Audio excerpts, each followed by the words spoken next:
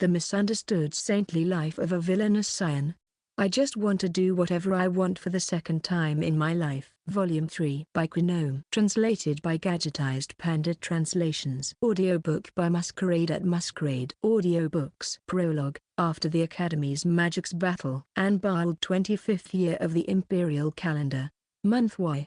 Day X. Starting today, Risberg Magic Academy will be closed for a while. This is to conduct a large-scale investigation to see if any clues remain regarding Flown the Lightning Strike. For the students, it will be a slightly early long vacation, and my paradise is about to begin. Mashiro, Karen, and Reina will be staying over at my place. Summer is said to make people bold, so it wouldn't be strange if that kind of thing happened. Things have been intense recently after all. I should be allowed to take it easy and do as I please for a bit. So, we all played at the beach. Ione. Bouncing breasts, jiggling butts, glistening napes are the best. This is it, the other world life I was seeking. It's decided that I'll be spending time with everyone from now on, so the fun will continue for a while. Unbarred 25th year. Month Y. Day X. Perhaps it's because I did a good deed, but lately there have been happy reports for me one after another. I was able to avoid an audience with the king, the reason being, I worked hard not for the country's sake, but for my own self. I successfully played off that I can't accept any rewards for such a self-centered person. As a result, I was able to decline any titles too. It's not a joke. If I got something like that, I wouldn't be able to do as I please. However, to avoid disgracing the royal family, I was told I should receive a reward. What was given to me was access to read the underground magic forbidden library that the country stores. No way. I don't want to get dragged into things anymore. Unbarred 25th year. Month Y. Day X. A magic attribute I've never heard of in my life has appeared. The dark attribute. Apparently, it's magic that was sealed away from the world due to its effects being too dangerous. It seems Flown uses this forbidden magic that influences the target's mind. But my objective isn't to counter Flown. Reina taught me there is hypnosis among the dark attribute magic. Hypnosis. Something every man has dreamed of at least once, that hypnosis. Of course, an ideal harem built on love is nice. But in this other world, I do feel like adding a different flavor too. So, time to research right away. Hypnosis. Unbarred 25th year. Month Y. Day X. Hypnosis. Absolutely not. I'm ashamed I ever fantasized about the aura hypnosis situation even a little. The more I learn about the dark attribute magic from Reina, the more I'm convinced this is definitely something that deserves to be sealed away. It's tantamount to desecrating human dignity. Magic that makes humans no longer human. I suppose that's one way to put it. Anyone who would use something like this couldn't be sane. Without any hesitation, Flown uses it solely to satisfy her own desires. She's definitely a fiend deserving of hell, and she's targeting my precious Mashiro. It seems the time has come for me to make my resolve, the resolve to face the once-in-a-lifetime great decisive battle. Unbarred 25th year. Month Y. Day X. Most of my schedule during this long vacation is playing with everyone, self-study, and training with Alice. Or rather, Alice is too strong. I still don't feel like I can beat her. However, I can't stay as I am. I realized there are others in this world like Flown who are as strong as or stronger than Alice. Mashiro, Karen, Reina, Alice. I now have many loved ones I must protect, and if I don't get stronger, I won't be able to protect them. What I fear most is having the mentee read from me. So it's only natural I dedicate myself to strict self-training to prevent that. I apologize for getting dragged into troubles, but I want to become strong enough to at least protect my precious family members. Unbarred 25th year. Month Y. Day X. The other day, Alice was sad that all the servants received letters but none for her, so I wrote her a thank you letter. However, what bothered me was Alice's attitude. I thought she would cry tears of joy, but her reaction was quite poor somehow. Could it be that she wasn't very happy about it? Maybe I should have given her a present like when it was Mashiro. Come to think of it, I don't really recall hearing much about Alice's own story from her own mouth. I'll look for an opportunity to chat with Alice soon. Yes, I'll do that. So, I asked Alice to write a reply to my letter. Deepening my bond with her would be a good thing for my future survival rate too. Year: Unbarred 25th year. Month Y. Day X. Alice left behind a resignation letter and disappeared from the mansion. Stage 3.1. C. Swimsuits. Vacation. What exactly is meant by paradise? A world where endless wealth overflows. A world filled with delectable cuisine that one cannot stop eating once they start. A world where one is gifted with talent and unrivaled in everything. The heavenly world without suffering that one imagines may differ from person to person.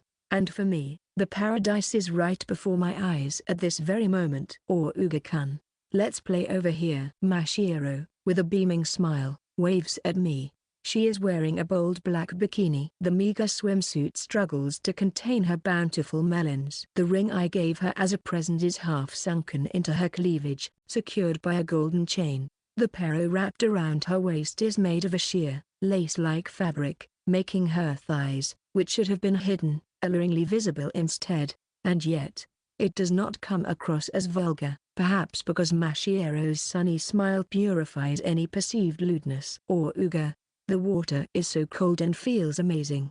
Let's work up a good sweat. Next to Mashiro is my fiancée Karen, also holding a beach ball, eager to play. She is wearing a swimsuit with a distinctive white frilly top. However, the magnificent breasts she is supporting with the beach ball protrude through the frills, making it even more erotic than if she had just worn it normally. I guess she was going to play with a beach ball in her hand, but was it really safe for her to playing so actively? I'm worried that they might fall out. Or Uga-kun. Everyone is waiting, so why don't you join us and warm up over here? The one calling out to me is Reina, who has now become my sister. She has a shirt draped over her chest to avoid exposing too much, but a woman's charm is not limited to just her breasts. The shirt seems to be a size too large, leaving her healthy, athletic legs peeking out from underneath. The graceful lines of those legs captivate the gaze of anyone who lays eyes on them. As my eyes travel down and then back up, Reina coyly pinches the hem of her shirt. Just before I could see it or not, she stopped her hands as if teasing me on the verge of revealing and concealing. This is Schrodinger's panties. My, or Uga-kun.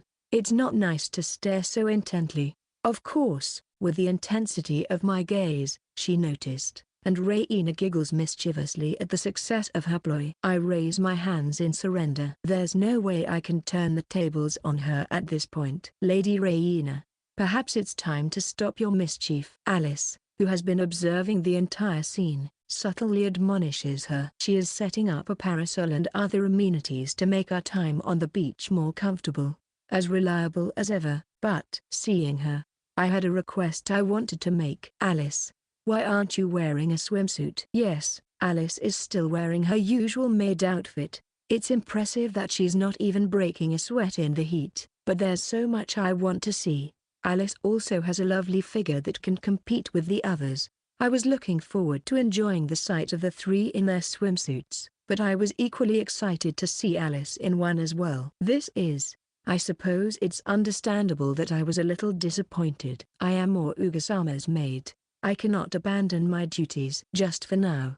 Don't worry about it. Come enjoy this time with us. Your kind words are too much. I am unworthy. Don't overthink it, Alice. Remember what I told you that day, the day that marked the momentous first step of my villainous life. The words I spoke to Alice in the arena, the meaning behind giving her that name. I named you Alice according to the Villet family rules. Alice, you are my sword, and you are also my family. So don't hold back, put on a swimsuit and show me your breasts too. I won't be greedy, just your rock-hard abs will do. I know about them, you know. When you wiped the sweat with your shirt during our early morning training, I caught a glimpse. Or Uga-sama. Alice becomes visibly emotional, tears flooding out like a torrent. Yeah. It's nice that she's touched, but I'd be even happier if she just put on a swimsuit already. Then I shall reluctantly expose this unsightly form. All right, set aside your work for now and go change. Excuse me. Before I could even stop her, Alice vigorously discarded her maid outfit on the spot. And of course, underneath, she was not wearing a swimsuit, but rather just her undergarments.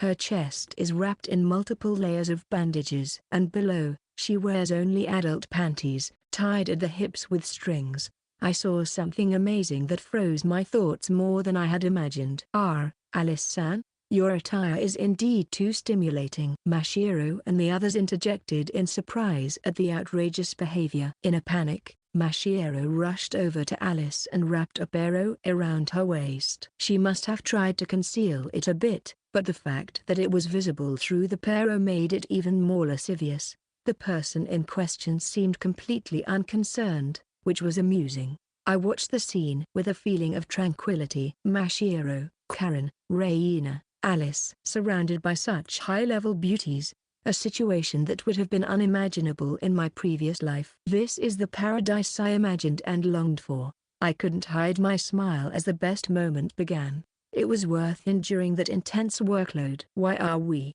having escaped from the academy, enjoying ourselves on the private beach of Villit territory? Let's rewind a bit to find out. Section. Phew. With this, we can rest for a while too. It's been a month since the tumultuous academy magic combat. During that time, we, the new student council, worked tirelessly, and being exhausted every day is now a distant memory. This is because the academy has been officially announced to be closed for an extended period.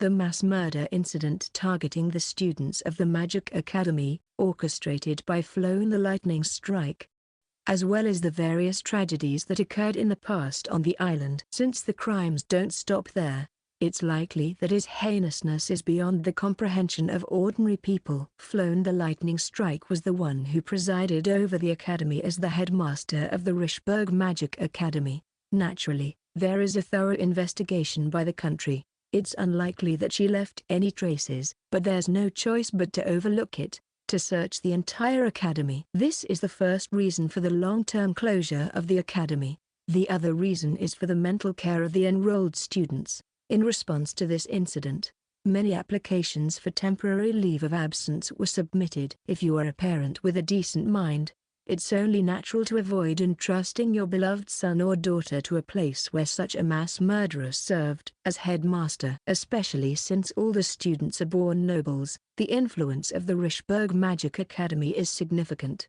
It's even possible to hire private tutors themselves. Although the curriculum at the Magic Academy may be superior, it's understandable that priority is given to safety. We don't know when Flown, who is missing, will return to the academy. For these reasons, the academy decided to give the students a long vacation and temporarily close the academy. So, we, the student council, had just finished our last patrol and returned to the student council room. As we all went around, I realized once again that Richburg is a big place.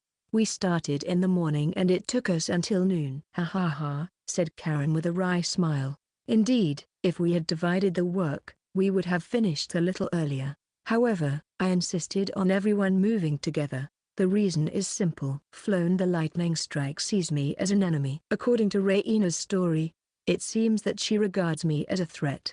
In addition, I took away a piece raised by that person. So it wouldn't be surprising if I were attacked at any time. In that case, Karen, who relatively lacks combat power, is in danger. Leaving her alone would be foolish. With me, Mashiro, and Reina, we should be able to prevent the worst-case scenario. I'm sorry, but there are reasons for this. Oh, sorry, it's not in that sense. Besides, I was happy with those words. Karen's voice, poking my finger, became timid and I couldn't catch the last part. Those words at that time. Are they about that thing when I suggested we all go together? Let's all go together. Because I don't want anyone taken away from my side. A fluffy classmate who clears the air with bottomless brightness. A fiancé who understands my preferences and emits a great aura of love. And a sister who has recently begun to enjoy teasing me. I can't let Flown take them away from me. I'll do anything to protect the strongest harem I've ever thought of. So, I just spoke my true feelings, and although there wasn't any weird meaning to it, it's all right. More importantly, before we disband, There's one thing I want to talk about. I sat down in a chair and turned to Mashiro, leaning against the backrest. Oh, big. Because she's leaning her whole body on the chair. Her breasts that rose are making an outrageous claim. The buttons are about to burst from being so tight. I feel sorry for her uniform because of her big tits. That wasn't the case. I'm trying not to look at her breasts as much as possible. It's impossible, this.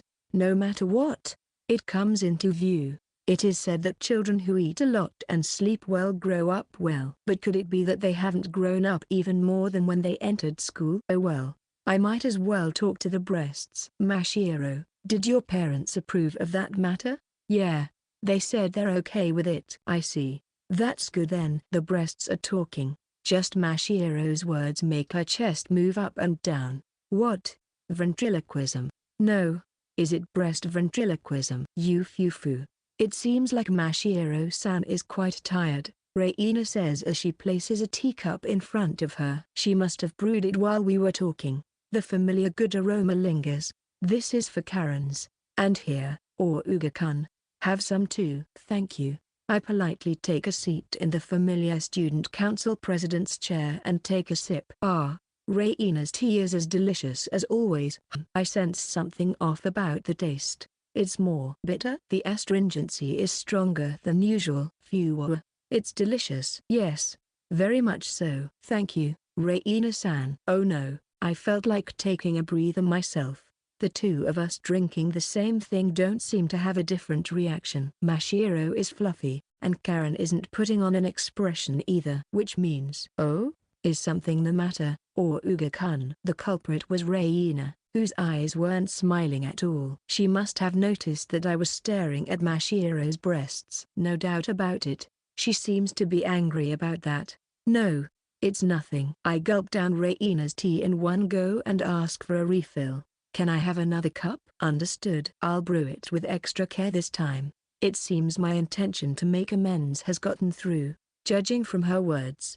The delicious Reina tea I'm used to will be brought out this time. The bitterness is still lingering in my mouth, but thanks to that, my attention has shifted from the breasts to reality. Well then, as I mentioned before, I'll guide Mashiro to the Villet territory. Alice has arranged for the luggage to be loaded onto the carriage. Got it? A lively response. Good. There are separate circumstances for this as well, and for a while, Mashiro will be staying at the Villet household. It has become clear that Floan is targeting Mashiro. With Reina's testimony, there's no doubt that he desires her. I can't fathom the reason why. Possession reincarnation. Just as I reincarnated into this world with a soul from another world, Floan is trying to transfer her soul from her current body to a new one. And the vessel that suits her taste is Mashiro Reich. As a multi-magic aptitude bearer, she had been targeted since her enrollment. If I hadn't met Mashiro that day, she would have been. Well,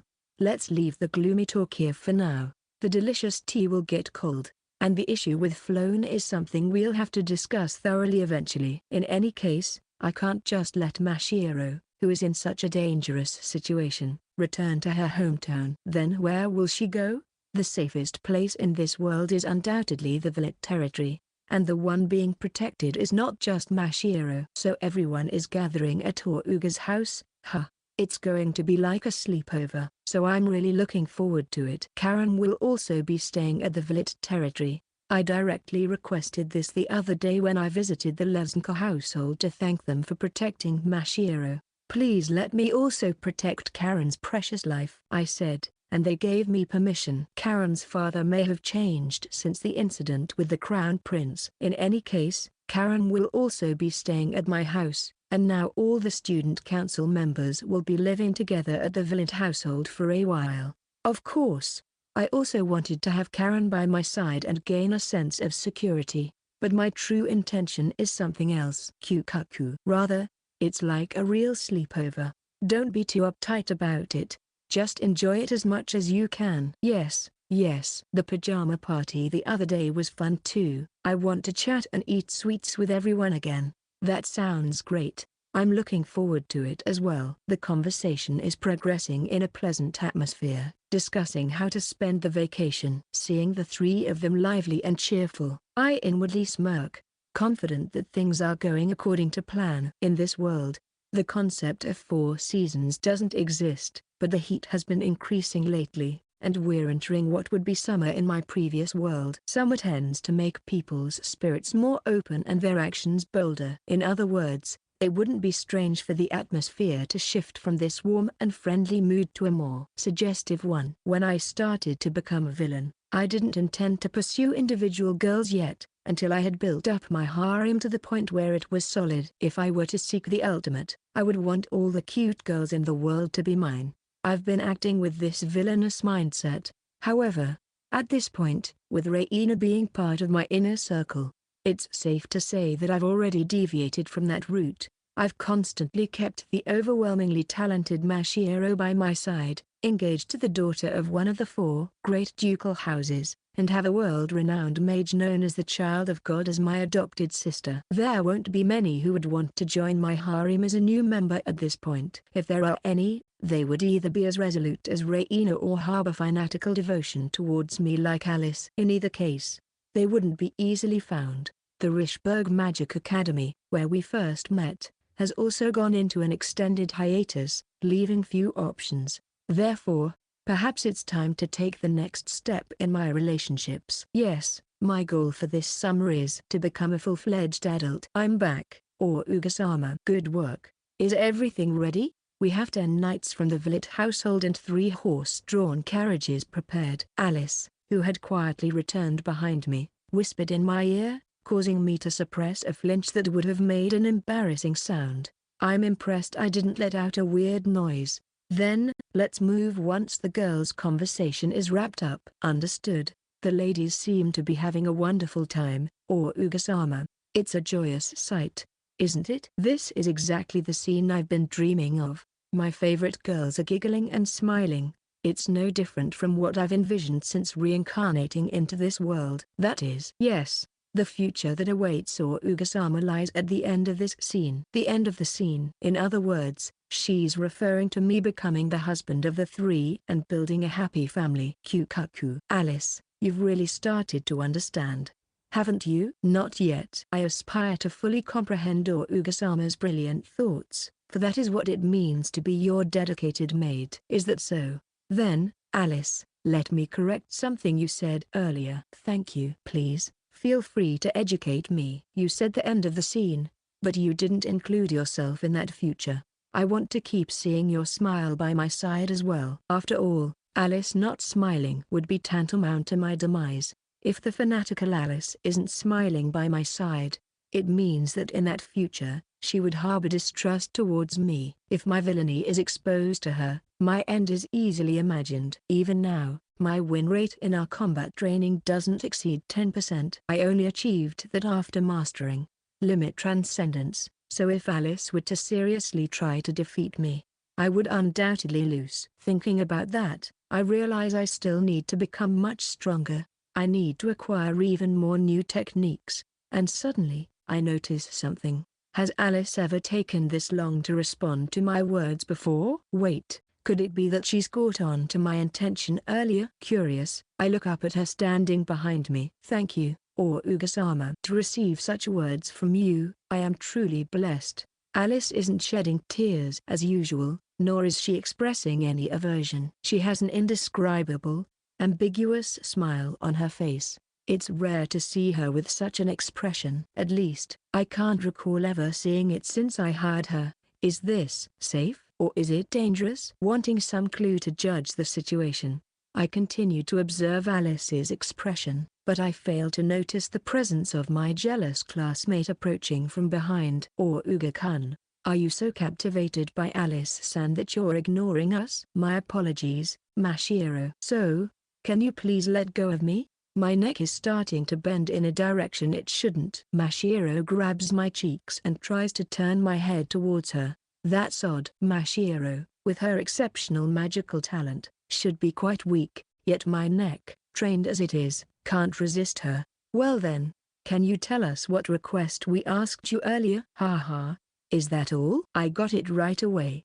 Then please tell me, you wanted me to prepare some truly outstanding sweets, right? Boo boo, wrong. Farewell.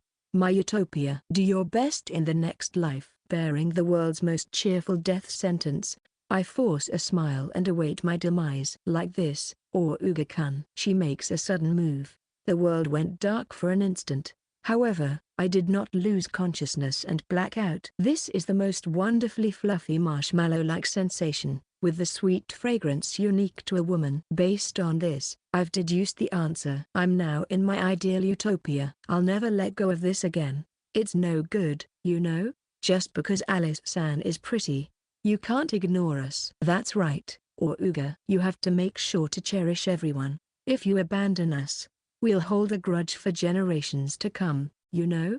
As if I do that. I'm a greedy man, so I won't let go of anything I want, no matter who it is. We know. That's why we can follow you with peace of mind, or Uga-kun. Gently stroking my head, Mashiro murmurs in a soothing voice. They say a woman's bosom is a symbol of motherly love. I see. This is indeed comforting. In this life, no, including my previous life, maybe baby play wouldn't be a bad idea when it comes to losing my virginity. I heard it was a trend among exhausted adults in my previous world, this phenomenon called maternal affection. I feel like I've gained a bit of understanding of that sentiment. However, I can't stay like this forever. I am Uga-Village, the eldest son of the 4 great ducal houses. I need to maintain a certain level of decorum. While it might be acceptable at night, I can't succumb to the gravitational pull of a bosom in broad daylight. Silently shedding tears of blood, I gently extract myself from Mashiro. The time is not now. Don't forget we're on an extended vacation. The preparations for moving have also been made. Let's listen to the conversation I missed while traveling by carriage. Section. I see, so the 3 of you made those requests. They're easily doable. After hearing the summary of their discussion, I give my response. Incidentally, Mashiro, who has once again gotten motion sickness, is lying on my lap. Since Alice is outside holding the reins, my trained thighs are the only ones capable of enduring this prolonged lap pillow. Unfortunately, we can't enjoy a comfortable journey like on a magical ship. After all, nobles are accustomed to the jolting of the carriages they use for daily travel, so there's no need for such amenities. Let's get back to the matter at hand. The 3 of them asked for the creation of happy memories. I wholeheartedly agree with that. Especially after the recent incident, there have been far too many bloody events to erase those. Creating joyful memories would be a wise decision. To be honest, I had been thinking the same thing. This unexpected long vacation. If there's something to do, there'll be less time to get lost in thought. But with idle time, I tend to dwell on things even more. Mashiro has experienced the terrifying horror of a real fight for life. Reina has her past with Flown to contend with. Both of them try not to show it outwardly, but they have kind hearts. They must be concealing it, so as not to be noticed by me. In that case, I want to overwrite those memories with wonderful new ones, to the point of forgetting. As I gently stroke Mashiro's silky hair, she squirms a bit, seemingly ticklish. Maybe the busyness up until now wasn't all bad. Let's make the arrangements as soon as possible. I have a meeting with father today, so I'll bring it up then. It seems my family-oriented father is unusually staying at the mansion today. Given his nature, he's most likely adjusted his schedule to accommodate me. Reina and I have a planned 3-way discussion with him. The sole topic for this trio, of course, is only one thing: Flown the lightning strike. Oh, I haven't seen Uncle Gordon in a while, and Celicia-chan too. Sorry, but Celicia isn't here. She's currently studying abroad in the Karmaban Empire. That's right. I remember now. Karen, shoulders slumped in disappointment, was hoping to see my little sister, Celicia Villet. Unlike me, who is advancing towards villainy, my sister Celicia is the embodiment of propriety, beauty, and mastery of both martial and magical arts, a beloved paragon admired by all. This darling sister of mine is currently studying abroad at the Magic Academy of the neighboring Karmaban Empire, along with our mother, for the purpose of social education. Even though Celicia has endured much hardship due to my condition, she still dotes on me, so I also feel saddened that I cannot see her. However, no matter how much I long for her, the The distance is not one that allows her to easily return, so I have only been able to send her letters. The events after the entrance to the school. About Mashiro. Karen became my fiancée again. I had a new sister, Reina. All in all, it's been a very colorful few months. I'm also eager to greet her. After all, she's now my adopted sister. I'm sure Reina will get along with her right away. She's a real angel without a hint of pretense. Oh, that sounds like it will be very enjoyable. I would be delighted if she, like Oruga, also come to appreciate the tea I brew.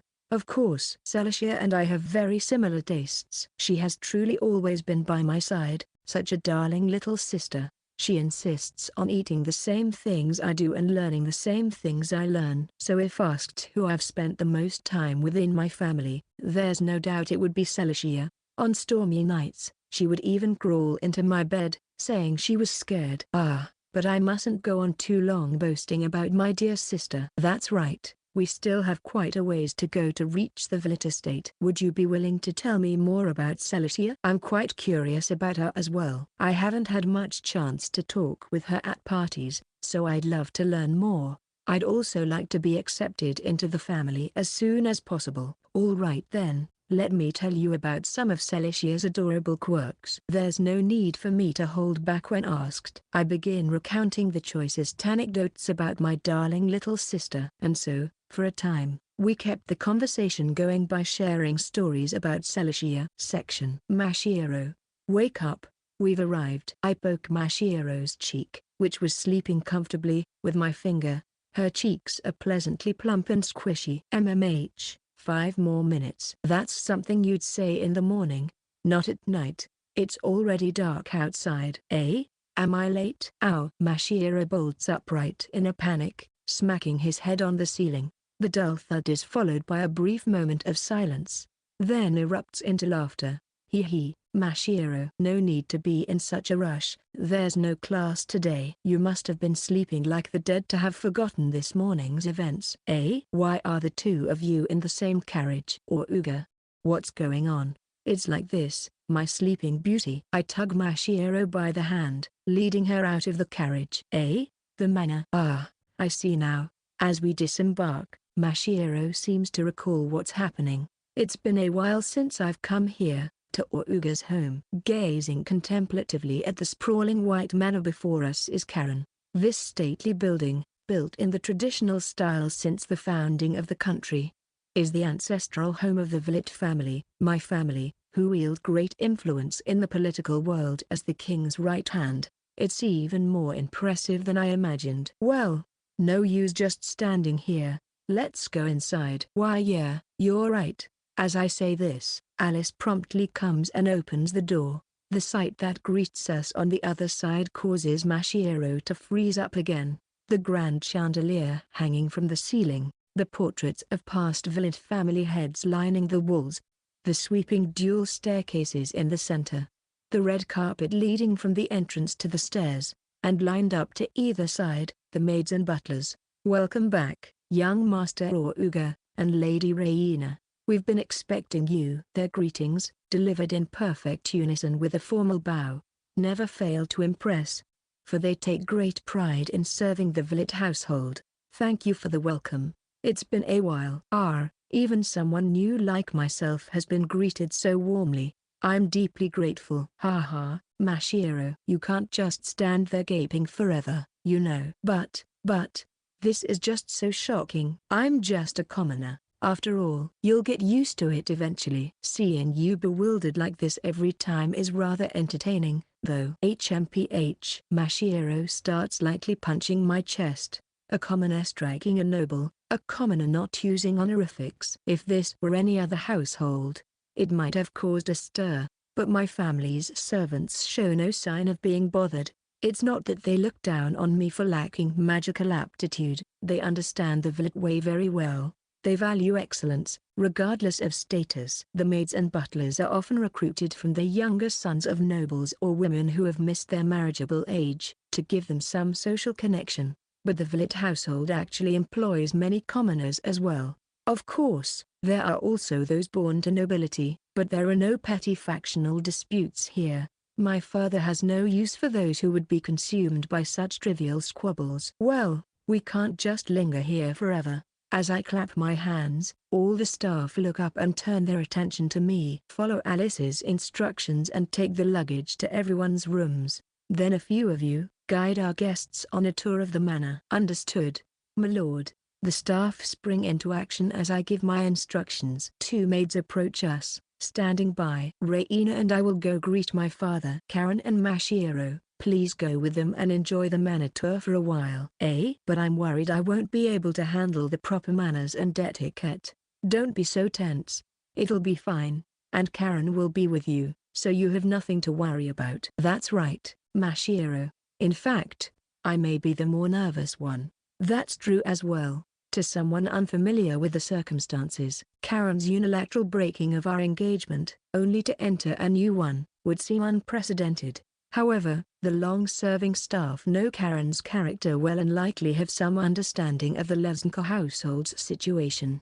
I'm sure the head maid, Morina, will provide proper support. I give Karen's tense shoulders a gentle massage to help her relax. You needn't worry about anything with the Villet household servants. They take great pride in their work and would never do anything to sully that.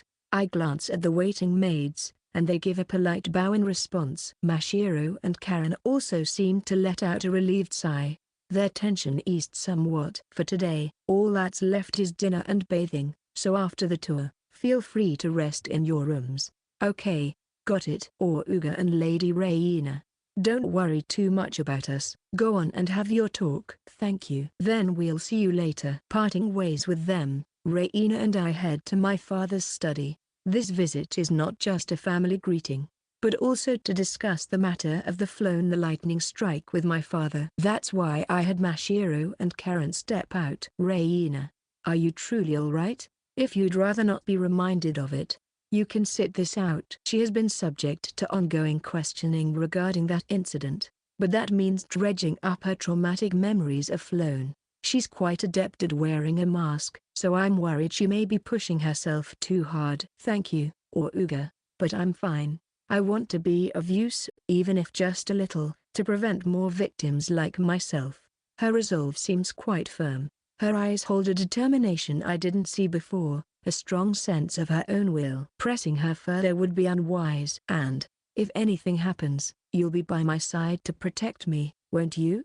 Of course. I obtained you because I couldn't stand to be without you. I won't be handing you over to anyone. Then I'll be by your side, forever. Reina gently entwines her arm with mine, pressing close. The warmth we share is so comforting. This is just how it should be. This is perfect. All the effort I put in back then was worth it. Reina is free of Flown and happy, and I get to be doted on by a cute girl. A perfect win-win situation. Feeling Reina's warmth beside me, we continue onto the study. A few knocks at the door, and I hear my father's voice granting us entry. Apologies for the wait, Father. Uga Villet and Reina Villet returned from the Magic Academy. Well done. You two. You both seem quite close, don't you? Yes, he is my dear family, Father. Haha, Reina has truly become a Villet. I see. You must be weary from your travels. Have a seat, prompted by Father. We take our seats on the guest sofa. Father gets up and retrieves a chilled fruit juice from the magically powered refrigerator, pouring it into glasses. There are many things in the Villet domain that utilize my prior world's knowledge. The refrigerator is one, and the fruit juices are another, which I personally convinced Father to develop. The fruit juices have become quite popular, enjoyed by nobles and commoners alike, even becoming a specialty product of the Villet lands. Back when I first reincarnated, there were fewer sweet options, but by expanding the menu, they've gained wider recognition. Thank you, I say, quickly draining the glass. The faint sweetness seeps into my slightly parched throat. Ah yes, Mashiro-kun and Karen-kun have come as well. I would have liked to see them again properly. Do you have other engagements, Father? Yes, I'll need to leave again soon. So let's address everything that needs to be discussed here. I see. That's unfortunate. Perhaps I should cancel those plans after all. Father, please don't neglect your important duties of protecting the kingdom. I stop my further before his overprotective fatherly instincts kick in, and get straight to the main topic. So, have you found the whereabouts of the lightning strike Floan? No. It's a dead end. The locations Raina provided were all empty. I'm sorry, Raina, for wasting the information you gave us. No, dear father. I had expected as much once I came to Auga's side. In that case, how about the noble supporters of Floan? That's what I wanted to discuss. As Raina mentioned, the majority of the nobles who were dealing with Floan have lost their memories of her. I see, so that was the case. For so many people to simultaneously lose their memories of a specific individual is an impossible phenomenon. Even in this magic-filled world, none of the literature I've pored over mentions magic that can interfere with the human psyche in such a way. At least within the attributes we currently understand. Which means, it seems, my father slowly nods, though he clearly finds it hard to believe. Floan Milfonte was using dark attribute magic. She too have been a multi-attribute wielder. Dark attribute magic, the one forbidden and expunged from the world's knowledge. It's the only attribute forbidden to be passed down in the whole world, as it encroaches upon the very soul of humans, threatening their dignity. That's about the extent of what I know, even after my father informed me. I, who have been immersed in magical literature day and night since childhood, still have so little information. If not for Raina's information, we wouldn't have known this. We might have charged into battle only to be annihilated, helpless. I'm truly grateful for her providing this crucial intel. The fact that Floan was using an unknown magic to brainwash people, which Raina had witnessed, led the kingdom to conclude that she was wielding dark attribute magic. Raina's testimony, and the inexplicable mysteries occurring. These were the basis for the judgment, but this does explain why Floan was targeting Mashiro. She had been searching for it all along. A young body capable of withstanding and wielding multiple magical attributes. However, this raises new questions. Why, when she had summoned the freshly enrolled Mashiro, did she not use the dark attribute magic on her? If I were in Floan's shoes, I'd have been building the ultimate harem kingdom, using dark attribute magic without restraint. Yet, that didn't happen. Perhaps there are conditions to using that magic. TCH, frustrating. The information at hand is simply too little. Father, is there any way we can learn more about dark attribute magic? Hey, I expected you'd say that, my son. Father chuckles wryly, placing a sheet of paper on the table. It's an authorization for access to the Forbidden Magical Texts repository. Raina's and my names are written below. The Forbidden Magical Texts repository? I don't recall ever hearing of that before either. Haha. Of course not. Its existence is known only to a handful of people the king trusts, not even the 4 dukes. Can you guess why? Because the texts on dark attribute magic are stored there. My answer satisfies my father, who nods approvingly. Wait. This authorization to access it? Yes, a reward from the king. After hearing of your passion for magical research, he approved the access grant. If only I could have shouted. There's no way that's all there is to it. I'm reacting with genuine surprise, inwardly panicking. Why would this happen? The king is trying to set up a confrontation between me and Floan. This reward at this time, I can't help but sense his intentions. Moreover, I'm still just a student, my abilities far below even Alice's. There's no way I'd be able to take on Floan, whom Alice couldn't defeat. You've already declined the title, so it's best to graciously accept this as a means of saving the king's face. Misunderstanding my inner turmoil, my father provides additional explanation. Perhaps there was never an escape route to begin with. Just the other day, I had my father convey my formal refusal of the title's bestowal. The reason is obvious. I have no need for such honors that would restrict my desired freedom. But Auga, the king has high expectations of you. He believes Auga Vlit is the saint who will defeat the lightning strike Floan and save the world. There it is, just as I thought. The king wants to pit me against Floan. And what's this saint business? If I'm branded with such a title, it'll become much harder to indulge in certain, pleasures. Whenever a problem arises in the kingdom, I'd be expected to rush in and resolve it immediately, greatly limiting my free time. What's the use of training my combat skills? What do you think I've been doing all this time? All for the purpose of living a comfortable lord's life, doing whatever I pleased. But the ideal I had painted for myself was crumbling to pieces. To think that you have earned such trust from the king. Well done, Oruga. You are the pride of my family. He. Don't praise me so much, Reina, patting my head and I trying to maintain a casual attitude despite the situation. Stay calm, Oruga Villet. Now is the time to utilize my brilliant mind. Crisis is opportunity. This is when I need to think outside the box. Aha, I see. The king wants me to study dark attribute magic so I can fight against Flown. I'll take advantage of that. I'll study dark attribute magic thoroughly, and then I'll be the one using it. That way, I can brainwash many humans and expand my harem endlessly. I can use them as labor too. It's true that I don't have an aptitude for magic, but I don't know for sure if I lack aptitude for dark attribute magic. After all, it's a highly secretive attribute. They may not even be able to test my aptitude for it. I can't give up on the slim, 1 in a million chance. This is starting to get fun. It's not escapism. I swear. I understand. I will do my utmost to meet the king's expectations, I said. Ha. The king will be pleased as well. I'm proud that my son has been chosen for this honored position, my father said, patting my shoulder enthusiastically. Later, I'll personally explain the location of the Forbidden Library to you. You must still be weary from the battle. Take some time to rest for now. He continued. I gratefully accept your generosity, Reina. If you have any troubles, don't hesitate to come to me immediately. There's no need to hold back. Thank you for your concern, but I'm fine as long as I'm with Oruga. Ha. In that case, I may have grandchildren sooner than I thought. I couldn't quite make out what he said, and Reina didn't seem to catch it either, so it was likely not too important. Young Master Oruga, Lady Reina, dinner is ready. Please come to the dining hall, a servant announced. Perfect timing.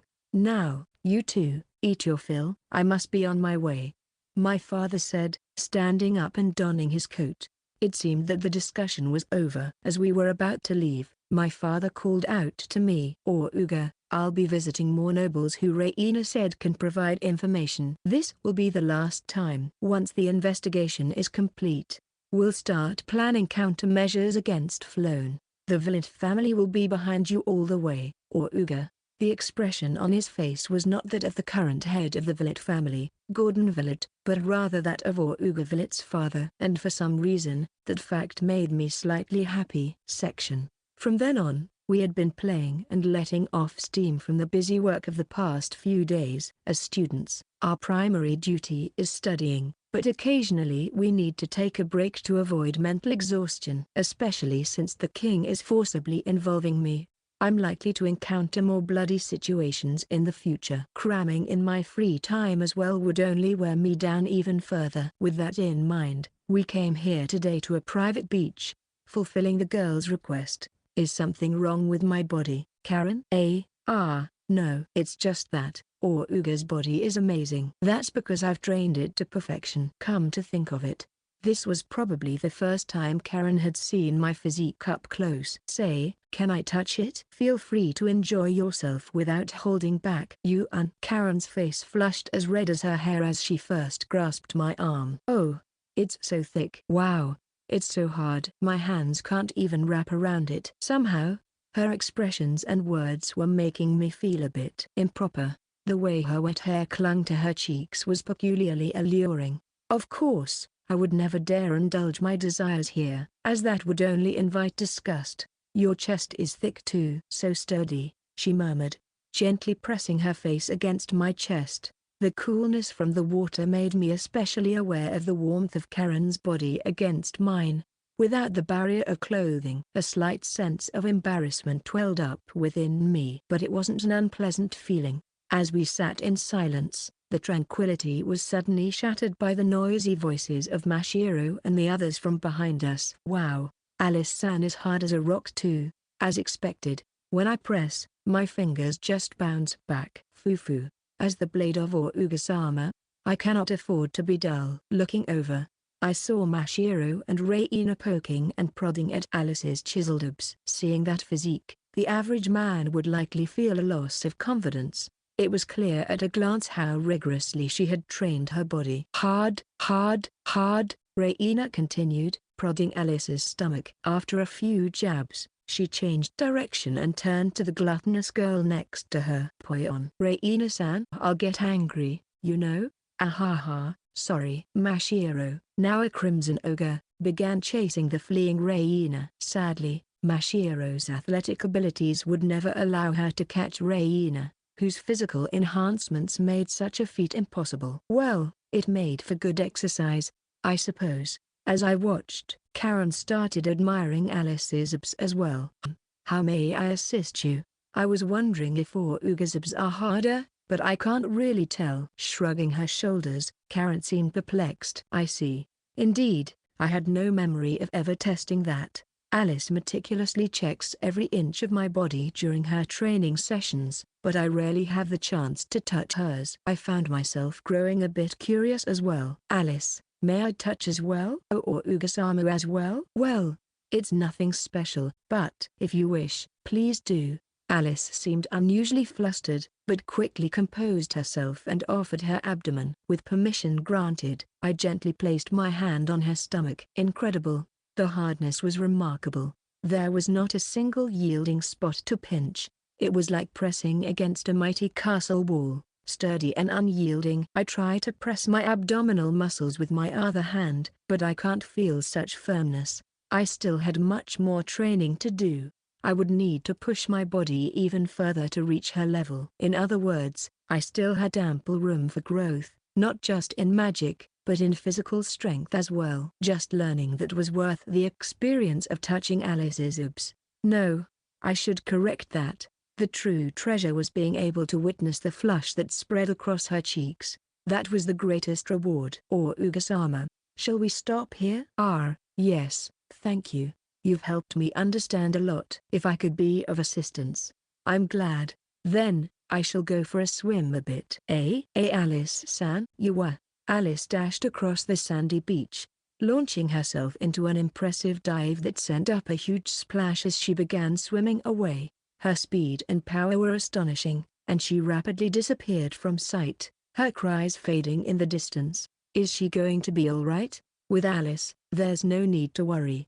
More importantly, turning back, I saw Mashiro face down on the ground, with Reina poking her squishy belly. I had been concerned that Mashiro's voice had disappeared at some point, and sure enough, it seemed she had worn herself out from running around. She was now collapsed on the ground, trembling like a newborn fawn.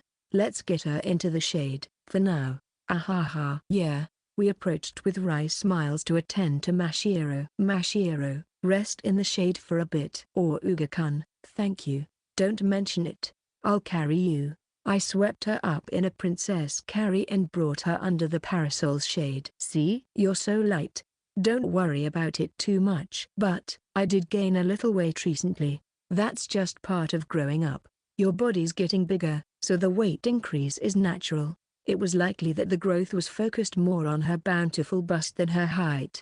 For Mashiro, the weight would just accumulate there, and she wouldn't lose it without more strenuous exercise. Is that so? Then how about holding off on sweets for a while? I was happy to see Mashiro's bust grow, but if she disliked it, I couldn't argue. If she wanted to diet, I'd be happy to support her. As I suggested this, however, I'll give up on that during the long break.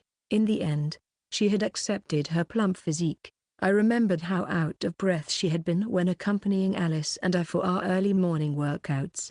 She probably needed proper time and motivation to exercise seriously, and even during the long break, she still had studies to attend to. A life without sweets would be too harsh for the delicate maiden that she is. Or Uga-kun. Even if I become a piggy, you won't hate me, right? Kyukaku.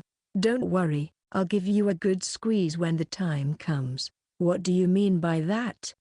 Let's see. How about you live under my 24-hour supervision until you're healthy? Somehow, Mashiro began contemplating something in my arms. Karen gently laid her down on the leisure sheet she had spread out. I sat down as well, and Karen quickly sidled up next to me. She poked me on the arm and said, "Lucky Mashiro-san, I'm the fiancé, you know." Hearing the cute plea of my childhood friend, I wrapped my arm around Karen's back and thighs and stood up. Although Karen is tall for a girl, she is still light enough for me, with my daily training. To appease her jealousy, I stepped out from under the parasol and began walking. In that case, it might be a good idea to domain to make it known that Karen is my fiancé. That's so embarrassing. I'm dressed like this, after all. Karen instinctively tried to cover her chest and midriff, which only made the pose more alluring. "Don't worry, I have no intention of showing this sight to anyone else. I'll keep you all to myself." "I see. Then, I can feel at ease, I guess." She blushed shyly. "Remember, I can be quite jealous." "Then, I won't show this to anyone but you, or Uga. You can rest assured." Kyukaku, good mindset. "After all, I'm your fiancé. And, I want to show Uga any kind outfit you want to." Saying that, Karen slid the shoulder strap of her swimsuit down her arm. The loosened fabric shifted, revealing a bit more of her chest. "Do you want to see, Uga?" My heart was screaming yes. I couldn't believe Karen was offering me this chance so boldly. The heat must be making her bold, but to pounce on it now would be the move of a second-rate man. I needed to stay calm and collected. Leading into the main event, my mind was set. Let's go. "By the way, I have no intention of showing this to anyone else, or Uga-kun." "Hi Reina-san." "Reina, don't suddenly call out from behind." Thanks to Karen's dramatic reaction, I was able to suppress the exclamation that had almost escaped me. "Reina, the crime of disrupting that mood is unforgivable." I shot her a glare of protest, but the mischievous Reina merely chuckled, unperturbed. "Excuse me. I got too caught up in your little world there." That's not our world or anything."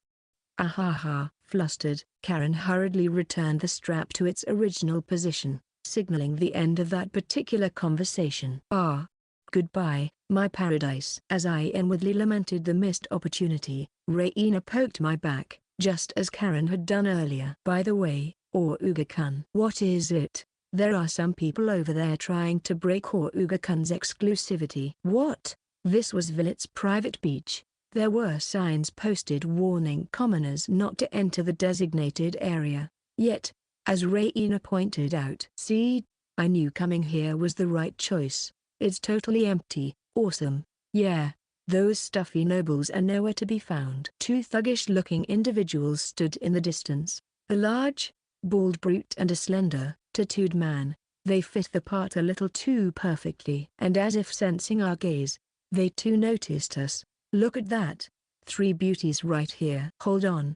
They might be nobles." "That brat with them is one, ain't he?" "Nah, who cares?" "Even if they're nobles, there's just one guy. We can take him, right?" "Yeah, you got a point." Hey. This was the kind of foolish misunderstanding that sometimes occurred. Since my father was known as a corrupt lord, these idiots thought they could commit crimes with impunity on his lands. To prevent such incidents, my father had dispatched a vigilante force throughout the domain. He claimed they were there to monitor the activities of allied nobles, but their true purpose was to protect the commoners from fools like these.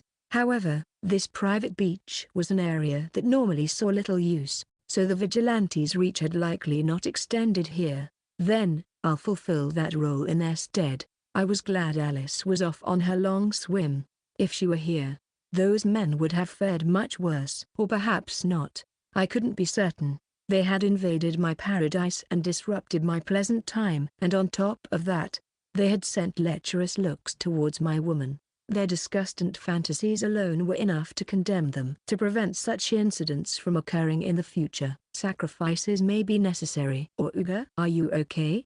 "Don't worry, Karen." "Do you really think I would lose to those kinds of people?" She shook her head vigorously in response. "That's enough then. You 3 can just relax without a care." I gently sat down Karen and began walking towards the intruders. "Hey, so you've got quite the spunk for a brat, don't you? I'll give you credit for not being too scared to come before us." "Were you trying to look cool in front of the ladies?" "With a beauty like that, I can understand the urge. Who gave you permission to look? I blocked the bald man's prying gaze, which had been trying to peek at Mashiro and the others behind me. Huh? What's your deal? You think just 'cause you're a noble, we won't lay a hand on you? Or, don't be like that, partner. Let's give this brave lad trying to protect the ladies just one chance, shall we? The tattooed man chuckled and reached into his back pocket, pulling out a knife in a sheath. If you apologize now, I'll at least spare your life. You nobles can get all the women you want, right? Why don't you humbly flee with your tail between your legs? Otherwise. The knife was drawn from its sheath. My image is reflected in the gleaming blade. This is gonna hurt, you know? There's one correction I need to make regarding your words. Huh? These girls are more precious to me than my own life in this world. Stop measuring them by your petty standards. I see. In that case, and my response is this, if you apologize, I'll let you off with just a half kill. Screw your life. We're taking it. The tattooed man lunged forward with the knife, shouting. Evading it would be child's play. But I'll shatter their spirits first, then grant them despair. Without even a hint of movement, I waited until the knife was about to hit me. So you're too scared to even move, huh? Die. Convinced he had struck my heart, the tattooed man grinned, but that grin swiftly vanished. With a light snap, the knife blade had broken off at the base. Huh? Wow, what's wrong? Weren't you going to kill me? I picked up the broken blade and placed it in the trembling man's hand. Here, try again properly. Ugh. The frenzied man attempted to thrust the knife once more, but it merely crumbled against me. The metal unable to harm my body. The tattooed man's face grows paler and paler as the mysterious phenomenon occurs for the second time. The color of his blood is fading, and he seems to be on the verge of turning white. Screw you, it's my turn now. The burly man swung his fist at me with all his might, but the impact simply reverberated back to him. My body had become harder than steel. If I hit him as hard as I can, I wonder what the recoil will be. My hand. The shattered bones in his fingers tore through the skin. Overwhelmed by the pain, the thug crumpled to the ground. What's wrong, tough guy? Shall I give you another chance? He eek. Seemingly overwhelmed by fear, the bald man forgot about his injured hand and started frantically crawling away, trying to escape. Of course, I wouldn't let him get away. I grabbed the heads of both the tattooed man and the bald thug, slamming them into the sand. Teeth scattered and red blood dripped down. We're sorry. Please forgive us. Take responsibility for your actions. Do you really think it's convenient for you to ask for mercy after trying to kill me? The two, completely drained of fighting spirit, contorted their faces in terror. That said, I may have overdone it a bit and given Mashiro and the others quite a shock, and it's not the mark of a true villain to torment the weak excessively. Well, I suppose I could hand these two over to the vigilante force, but before I could decide, a voice of restraint reached me from somewhere. That's enough, both of you. A man in a white uniform was pointing at me. The badge on his chest indicated he was part of the vigilante force. It seems the commotion had drawn the attention of a nearby commoner, who had called them over. Captain, the report was correct. Here they are. Then a purple-haired man, presumably the captain, rushed over to us. He took one look at the bowing pair and me, then hurried to our side. Wait. Why are you here? Seeing the familiar face, I was caught off guard, but he suddenly slammed on the brakes in front of me and dropped to one knee. It's been a while, big bro or Uga. It has been a while, Aliban. Have you been doing well? Despite my surprise at his unexpected presence, I greeted him warmly. Aliban, the man who had asked to work under me after I had roughed him up in the Mayo incident. I had instructed him to discipline the troublemakers around the world and gather manpower for the future reconstruction of the underground arena. But now, yes, I've been capturing all the bad guys just like you told me to, big bro. Is that so? I'm glad to hear things have been going smoothly. Thank you so much. I've reformed them and now they're working with me in the Vigilante Corps. The Vigilante Corps? I was fortunate enough to be employed by your father, Lord Gordon. What? I wasn't aware of that at all, father. Also, wait. If he's reformed them, there's no way they'll be working in the underground arena anymore. And if the Villant household is hiring them, The pay must be quite good too. So my planned money-making scheme has been secretly foiled. I couldn't hide my shock at this sudden and alarming revelation. In any case, I'll be assisting with some work. Normally I'd want to hear the details, but... Hey, you two! Exclamation mark. The two thugs, who had been gradually distancing themselves during my exchange with Aliban, flinched. Unfortunately for them, this vigilante corps is firmly on our side. Their pleas will likely fall on deaf ears. Do you have any idea whose hands you were trying to lay on? That is, can't say. Huh. Then let me tell you. Engrave it in your hearts and never forget it. What could it be? I have a bad feeling about this. Aliban suddenly tore off his vigilante corps uniform, crossing his arms as he reached into the inner pocket. Then he flung something into the air, a shower of confetti shaped like pink flowers. To cleanse the evils of the world. The savior who grants the path to life. Lord Oruga Villet. You too, Aliban? I had thought I was safe with Alice gone, but even you. The swirling confetti rained down on the tattooed man and bald thug, leaving them dumbfounded, mouths agape. I wish I could just die of embarrassment. There's no way they'll forget that now. Suddenly being thrust into such an impactful scene. Just when things had been going smoothly, it's all fallen apart. The crimes you've committed are grave. But Big Bro Oruga would surely grant you salvation. Wouldn't he? Lord Oruga's brother. The two thugs looked at me with pleading eyes, clinging to the last shred of hope. Meanwhile, the pure, trusting gaze of Aliban was fixed on me, completely deflated. I just told Aliban to do as he pleased, as expected of Lord Oruga's brother. Your boundless magnanimity. I'm in awe. Make sure they atone for their sins. There's no room for leniency. Of course. Proper judgment is the essence of salvation. Hey, take these two away. Aliban handed the thugs over to his subordinates waiting nearby. Before leaving, he had one more thing he wanted to ask me. Was that salvation and savior bit something you came up with? No, that was Sister Mayo's idea. She's the one who devised it, as you know. She's involved too? Well, I suppose it makes sense since she's been living on my territory. But to think the victim and perpetrators would become so close, it's given me yet another headache to ponder. Oruga-kun. With the thugs gone, Mashiro and the others came rushing over to me. Oruga-kun, thank you. Are you okay? You're not hurt, right? I know Oruga can handle it, but I'd still like to double-check. Mashiro and Karen started poking and prodding me to check for any injuries. Even though they knew about my limit transcendence, they still seemed worried I might have been stabbed. It seems everything ended well. Reina's questioning tone indicated she could tell my mental state wasn't quite right. Yeah. Sorry about that, you three, for making you uncomfortable. Not at all. I'm so happy, because I realized how precious I am to Oruga-kun. I feel so blessed. Mashiro hugged me tightly as she said that. Yes, let's all share in the happiness, and convey my feelings as well. You're right. To us, Oruga is the one and only person who matters in this world. Then, let me join in the embrace too. Squeeze. The three of them enveloped me in a warm group hug. I was completely immobilized. But I felt genuinely happy. I realized that these girls care for me just as deeply as I do for them. I knew I must never let go of this warmth. Oi, Aliban. What's with that look in your eyes? Don't give me a gaze like a parent looking at their children's heartwarming scene. Well then, I should be getting back to my patrol duties. You four enjoy yourselves. Step aside.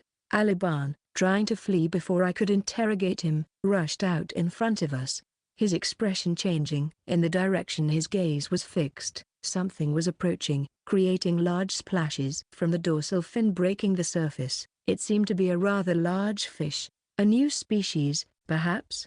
I strained my eyes to make out the identity of the creature surging towards us through the spray. What my eyes captured was not a fish at all, but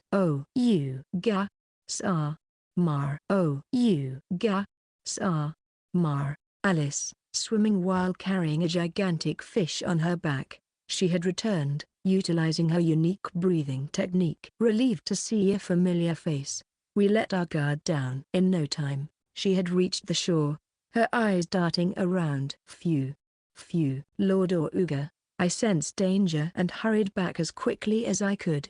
What kind of sensor does she have? That's creepy. Then there's no problem. It's all been taken care of. Yo, Alice. You're a little late. Huh? Aliban? Why, you scoundrel. Are you here? Alice? Aliban was just apprehending some thugs who were picking a fight with us. There's nothing for you to worry about like what you're imagining. Thugs. Apprehended? Aliban proudly tapped the badge on his chest, proving his membership in the Vigilante Corps. Understanding the situation, Alice's eyes darted back and forth between Aliban and me, and, I'm terribly sorry. She prostrated herself on the sand, not caring about dirtying herself, directly in front of me. Section. After savoring the delicious meal prepared by the chef using the fish Alice had caught, I retreated to my own room. Mashiro and the others were having a girls' night, so naturally I couldn't join them. Thus, I was quietly resting in my room. But not alone. Alice, who had been restless ever since the private beach incident, was with me. Lord Oruga, I deeply apologize for the unsightly display earlier. I told you not to worry about it, didn't I? Thanks to you, I got to enjoy a wonderful dinner. That's all that matters, but still, Alice's loyalty and devotion to me is astoundingly strong. That's why she likely sees her failure to fulfill her duties as an unforgivable mistake.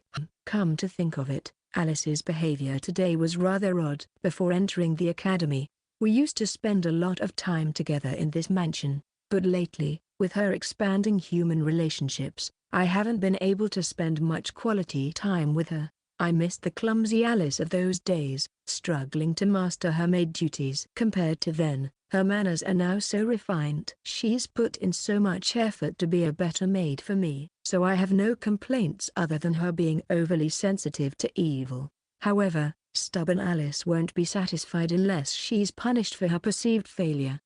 I've got a good idea. When it comes to maids, ear cleaning is a classic, isn't it? I've never had Alice perform that kind of service, so I'm curious to see her reaction. Then, let's do this, Alice. I'd like you to do one thing for me now. Understood. Please give me your orders. You said anything, didn't you? At my words, her shoulders twitched ever so slightly, and a faint blush colored her cheeks. Of course, Alice will respond to whatever Lord Oruga desires. Is that so? Then, don't resist. Yes. I approached Alice and swept her legs out from under her, catching her in my arms as she started to fall. Lord Oruga? This posture is... Oh? It seems Alice has a maiden-like side to her as well. How does it feel to be my princess? I am no princess. Such an act is more befitting of Lady Luch or Lady Levzenka, not myself. Didn't I say not to resist? That is, going on a lap around the mansion might be fun as well. At that, Alice frantically shook her head. It was amusing to see this usually composed girl so visibly flustered. Ha, I was just joking. My bad. I couldn't help but teasingly provoke her, feeling a sense of payback for being kept on edge, wondering when her misdeeds would be exposed and she'd be beheaded, deciding I would regularly humiliate her going forward. Instead of taking her to the originally intended room, I had her sit on the bed. Oh, Ugasama. How should I? Wait, I need to prepare some tools. Let's see. I'm sure I made some prototypes and put them in the desk drawer when I was little. You understood? Then I'll start preparing. No need. I'll do the preparing. Here it is. Right, Alice. Why are your arms outstretched? When I turned around after finding what I needed, Alice had her arms spread out towards me for some reason. Even the first button, usually securely fastened, was undone. Well, I was taught by the head maid that to avoid embarrassing the woman the first time, it's best for her to relax the man. So I thought a hug would help relax. I've never heard of such a custom for ear cleaning, but, if Melina says so, it must be true. Embarrassingly, I have no experience nor have I received any practical training. I only have knowledge, so please forgive me. Everyone starts that way. You'll learn from here on out. She's being rather overdramatic about just ear cleaning. It seems Alice is the tense one, not me. But I may as well meet her request to help relieve her tension too. I've heard before that hugs can calm the heart. I gently wrapped my arms around her sturdy waist. Alice strongly embraced me back, pressing her body tightly against mine. Alice shuddered in reaction. Her breathing was unusually ragged too. At this rate, my hands might actually slip mid-ear cleaning and accidentally rupture her eardrum. I slowly rubbed Alice's back and waited for her breathing to steady. "How's that? Feeling relaxed now?" "Yes, I'm prepared. Whenever you're ready." "Got it." "Then I'll depend on you for this." "Yes. Then I'll start by undress." "Earpick?" Alice stared blankly at the earpick I handed her. "Ah, my bad. I'm going to ask Alice to give me an ear cleaning." I see." Her hand gripping the earpick trembled slightly. Her face was also a bit flushed, likely residual tension. "Geez. What a maid. Here, let me throw in a light-hearted joke. That's one I made myself, so don't get too tense and break it with too much force, alright?" "Of course." Or Ugasama. "My apologies, but may I have a little time?"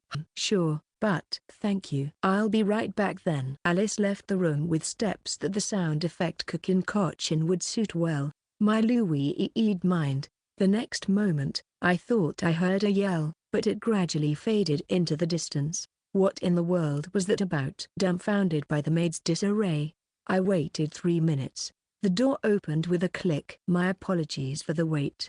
Now then, though I am unworthy, I shall clean your ears." Or Ugasama. Alice had completely returned to her usual demeanor and seemed very enthusiastic now. I didn't understand the reason, but something must have changed within her. It's best I just accept that. Since Alice sat down as if nothing had happened, I rested my head on her thighs. As expected of Alice, her well-trained, firm thighs conveyed strength.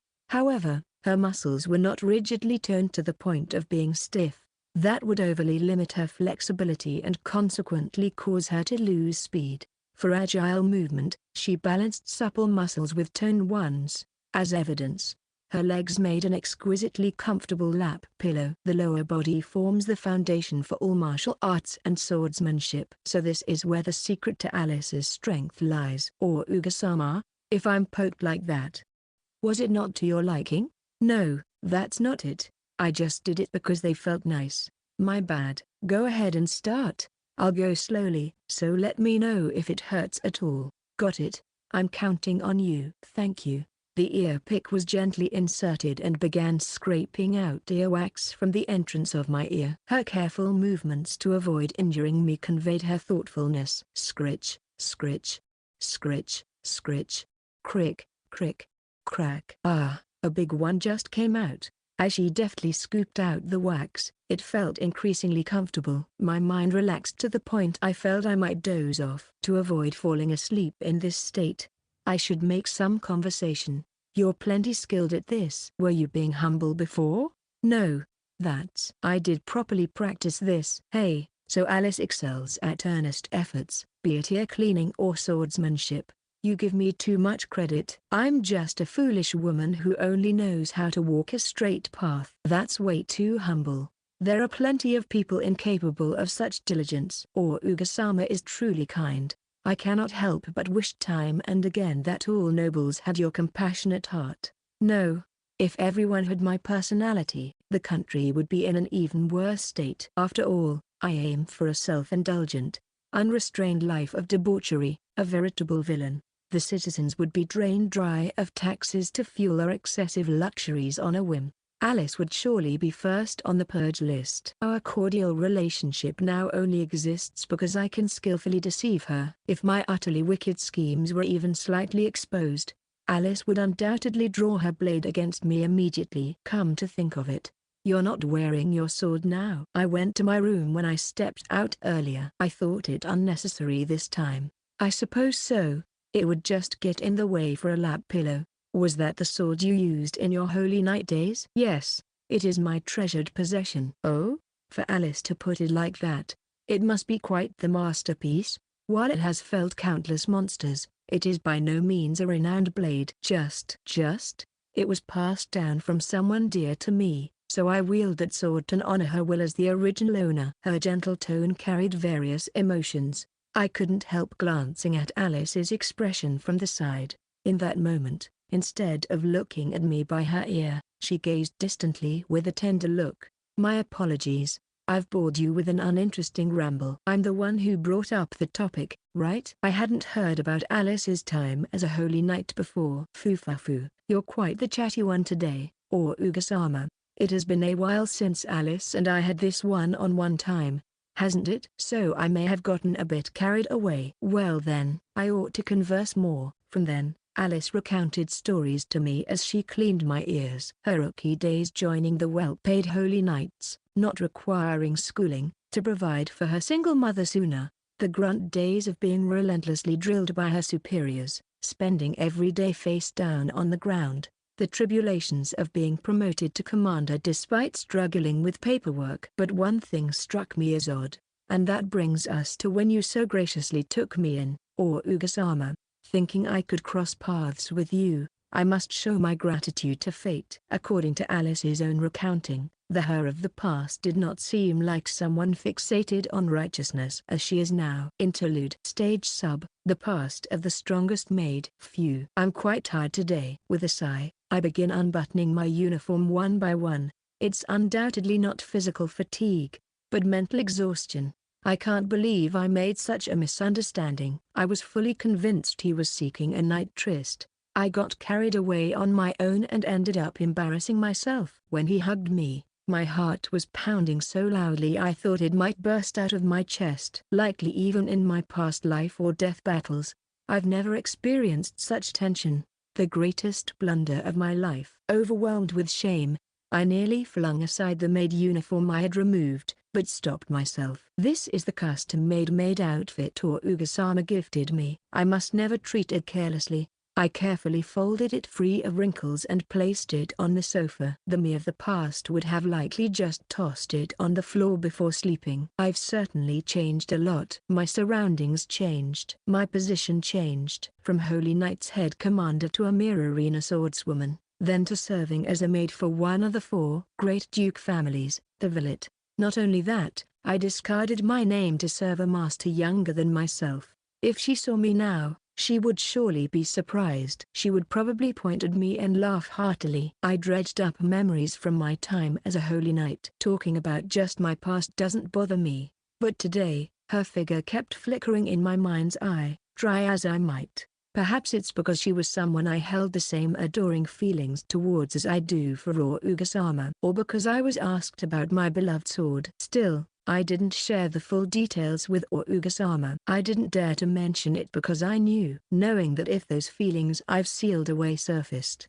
Commander Lily. I murmured the name of my former superior who passed this sword to me. I have a feeling close to certainty that she'll appear in my dreams tonight. With that premonition, I drifted off to sleep. Section. Welcome, Recruit Chris Ragnica. I'm Lily Shane's pride, the Holy Knight's head commander. I look forward to working with you. I'm Chris Ragnica, pleased to meet you. Commander's pride. Ahaha, so stiff. Just Lily is fine. All my subordinates call me that. That was the first conversation I had with her, the one heralded across the world as the Holy Maiden and admired by the people. Lily Shane's pride was someone any Londism citizen would have heard of, a renowned figure, a heroine born to nobility who enlisted in the Holy Knights driven by her belief to make everyone in the world smile, rising through the ranks to commander thanks to her innate talents. She was also blessed with a beautiful appearance befitting her Holy Maiden moniker. Silver hair that flowed like feathers on the battlefield, an immaculate, pure white complexion, captivating deep crimson eyes that enraptured people's consciousness with their beauty. I was particularly fond of Commander Lily's eyes. At times sharp, at times gentle, eyes that held her firm, unwavering will. They say the heavens don't grant 2 blessings, but she must have been an exception favored by the gods. In recent years, many new recruits joined the Holy Knights admiring Commander Lily. And I too was one of those people enamored by her. If someone as admirable as Commander Lily devoted herself to training from the earliest hours, there was no way I, still so inexperienced, could neglect my own training. Plus, this time frame allowed me to practice one-on-one with the commander. Driven by a strong sense of duty and a slight self-indulgence, I often sparred with the commander in those early morning sessions. Rain or shine, scorching sun or piling snow, it didn't matter. Today too, The cold wind bit at my skin as we faced each other, crossing blades. Well, I say that, but I was already on my back staring up at the sky, swept off my feet in no time at all. Well, Chris sure has a good build. You pick up what I teach so quickly. At this rate I'll be outmatched by you before long. No way. There's no way I could surpass you, Commander Lily. Ahaha. Still as earnest as ever I see, Chris, but I don't dish out empty flattery. Well then. How about this? The crouching Commander Lily extended her beloved sword towards my face. If you can beat me, I'll give you this blade. Are you sure? Having a goal might motivate you more, don't you think? Besides, I'd be happy to see my cute subordinate grow stronger. So keep training hard. Why yes, I'll give it my utmost effort. Lying sprawled out, I shouted back at the spirited encouragement from the jovially laughing commander. Of course, I was the loser and she the winner that day. I could never even imagine surpassing the commander. Even now, I could only land a single strike on her. Next time, I'll hit her twice. I'll definitely attack the commander. Chris, congratulations on your promotion.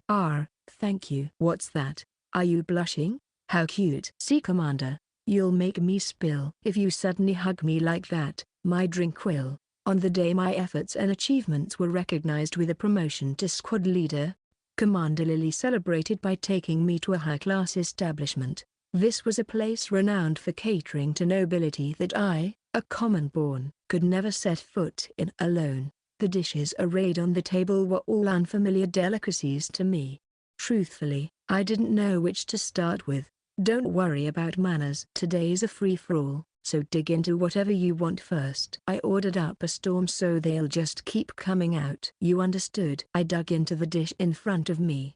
At first I wondered if my nerves would prevent me from eating much, but the moment that first delectable bite hit my cheeks, such thoughts flew out the window. I steadily cleared plate after plate. Foo-fa-foo. Is it delicious, huh?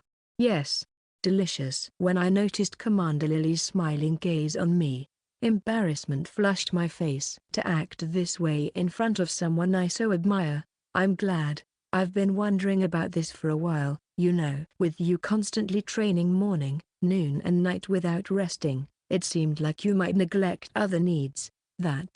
Well, I thought unless I did at least that much, I could never catch up to you, Commander Lily. Didn't I tell you before? You'll surpass me someday, Chris. You're steadily growing stronger, but training alone isn't enough. You need to tend to other aspects too from time to time. Is that how it is? Yes, from my experience, it's undoubtedly true. People who focus solely on one thing tend to have their perspective narrow dangerously. So Chris, you have to be careful not to let that happen. Why yes, I'll do my best. Good answer. Now that you'll be commanding subordinates, training alone will leave you gasping for air with no one to follow. I'll be mindful. Having struck at my blind spot, I could only shrink back dejectedly. The schedule I had planned out did indeed devote nearly every day to training. As if to console me, the commander gently patted my head. If anything comes up, come consult me. Don't hold back, you're my precious subordinate, after all. Why do Commander Lily's words and smiles warm my heart so? When I first enlisted, she was just someone I admired from an unreachable place. But the more I knew her, the fonder I grew. My desire to become someone like Commander Lily steadily swelled larger. I really can't imagine ever surpassing her though. I wish to wield the sword under you, as your subordinate. The eyes of the beloved Commander-in-Chief, in which my figure is reflected, still held a blend of strength and gentleness today. And so, day after day, I repeated the cycle of making mistakes, occasionally achieving my goals, and then updating myself. This cycle continued until one day, in my third year. On that day, the greatest tragedy in the history of the Holy Knights occurred. Stage 3.2, the Forbidden Magic Library Underground. This long vacation was a rest not only for Mashiro and the others, but also a very helpful rest for me. This is because without classes, I can devote more time to my own training. I don't mean to say that play is unnecessary. If your spirit is exhausted, the efficiency of your training will plummet. But of course, it's not good to just play around either. Balance is important in all things, Those who can turn the switch on and off will steadily improve their skills. Today, I once again faced off with Alice, fists raised. Several minutes have already passed since we locked eyes. It's true that even though I want to move, I can't. That describes the current situation well. Apparently, once you reach a certain level, you can read your opponent's movements and nullify them. And if you find an opening, you can strike a keen blow there. According to Alice, the brain that has accumulated experience can, together with thought, trace the path of attack. That's why, since I made her my exclusive maid, I greatly increased the proportion of practical training. As a result, I am no longer tormented one-sidedly as much as before. However, I still fall far short of her. And this was also part of the training to extend the operating time of limit transcendence. The operating time of limit transcendence depends on my magical power. In other words, in order to fight for a long time, I must maximize the efficiency of consumption as much as possible. Managing magical power while in battle is bone-breaking work. Therefore, the conclusion we reached was that it would be better to get used to it. Even if I lose consciousness, imagine the blood flow coursing through the whole body. Interweave magic power there and strengthen the body. Seek the maximum efficiency with the minimum magic power. I must not lose focus. That one moment of distraction becomes a gap, and her flash cuts me down. Magnificent, Lord Oruga. Your reading accuracy has improved dramatically from before. It's all thanks to Alice sticking with me. No, my assistance was trivial. It is the result of your efforts, Lord Oruga. I see, thank you. Even someone as composed as me becomes flustered when praised by a mighty one like Alice. When your own efforts are praised by others, especially by the person you look up to, you feel rewarded. And so, I will train hard again tomorrow, determined to keep improving. Therefore, I also intend to raise my level from today onward! That's why I can fight without succumbing to the overwhelming violence before me. Do what you can and try to counter it. What you have gained so far will not be wasted.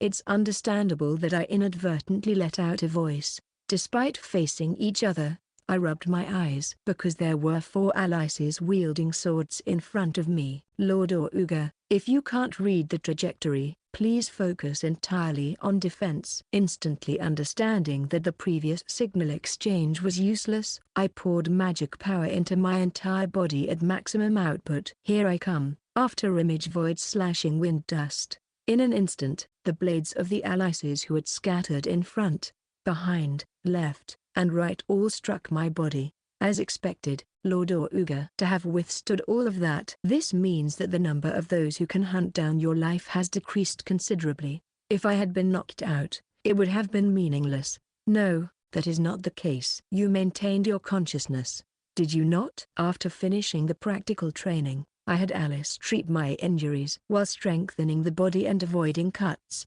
damage accumulates in the body. Especially Alice's attacks, just receiving them is tremendously shocking. Today, I took the final blow head-on, and I had bruises on my body. At the very least, I unleashed that technique with the intention of mowing down your consciousness. Lord Oruga, how did you receive it? It's an application of limit transcendence. By limiting the flow of magic power to a part rather than the whole, I was able to increase the intensity even further. So far, it had been as hard as steel, but I think I've obtained an even greater hardness. Even in normal times, if I use full power, I can block their superconducting lightning cannon.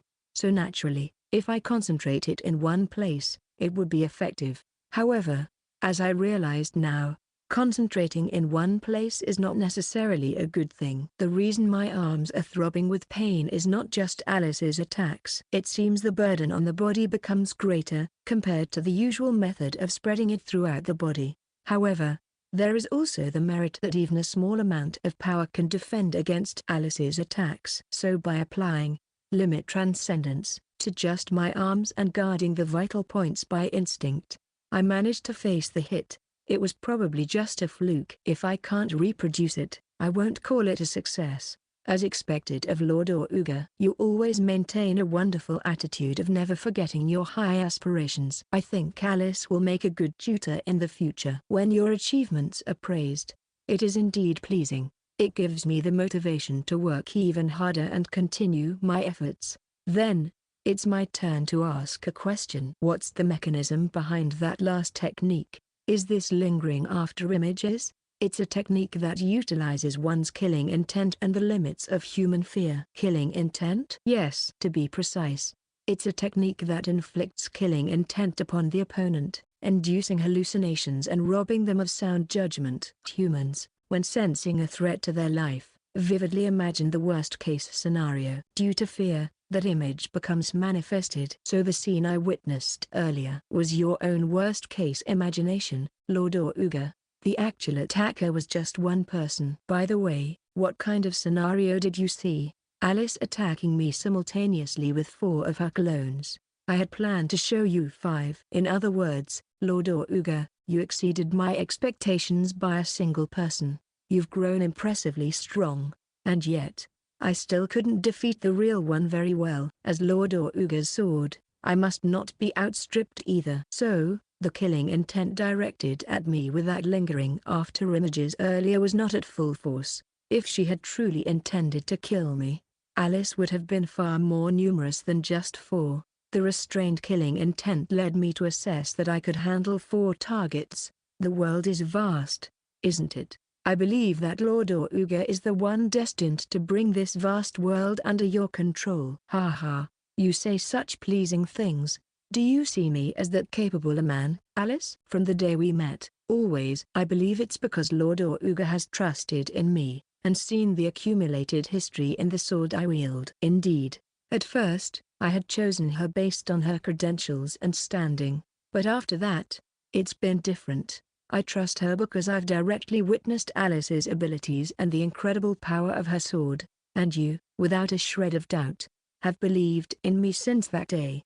Haven't you? Precisely the same. Every day during our training, I've engraved in my heart the traces of Lord Oruga's efforts, the strength of your conviction, and the feelings you've poured into it. That's why I can declare with a loud voice that Lord Oruga is the one who can save the world. Perhaps it's because of that trust that I've been able to persevere through such arduous training. I don't want to betray that trust. Deep down, the desire is likely what's fueling my motivation. How ridiculous. Just when I thought I had been tainted by evil, it seems the core of a person isn't so easily changed. Being able to witness Lord Oruga's growth process up close has been the most fulfilling experience for me. Then, Alice, keep watching until the end. See just how far the man you believe in can go. Yes, I promise without fail. Hey. Her unwavering response is quite pleasing. After breakfast tomorrow, I have a meeting with Father regarding Floan. Please accompany Mashiro and Karen so they don't feel lonely. Understood. Without a single complaint, my loyal servant bowed her head. Savoring the pleasant ache, I finished my breakfast and headed with Reina to Father's office. However, Father was glaring intently at an invitation on the table, and the air in the room was stifling. According to Father's investigation, there was one lone noble who had not lost their memory of Floan. His name was Marquis Juke Andlaus.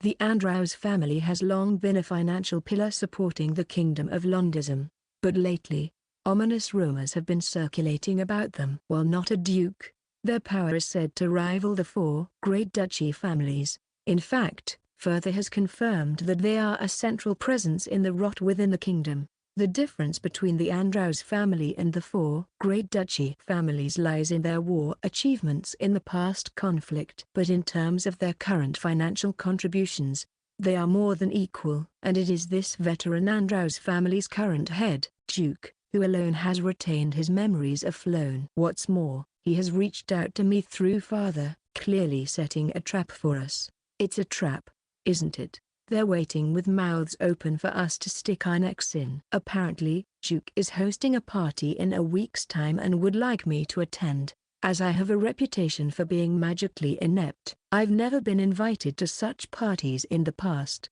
The noble children likely see the failure that I am as a waste of their time to ingratiate themselves with. Many nobles are aware of my involvement in the Lightning Floan incident, but it's hard to imagine their long-held assessments would change so easily. Furthermore, only a few know that I was rewarded by the king.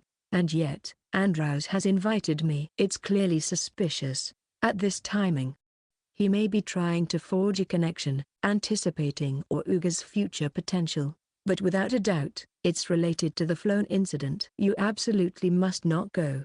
It's far too dangerous. I agree with that. In our current state, where we still know nothing about dark attribute magic, rushing in would be the action of a fool. There's no way I'm going to put my own life on the line for such an obvious trap. And the Andlaus family? Well, you know. Yes, Alice. The noble who was expelled from the Holy Knight's Order.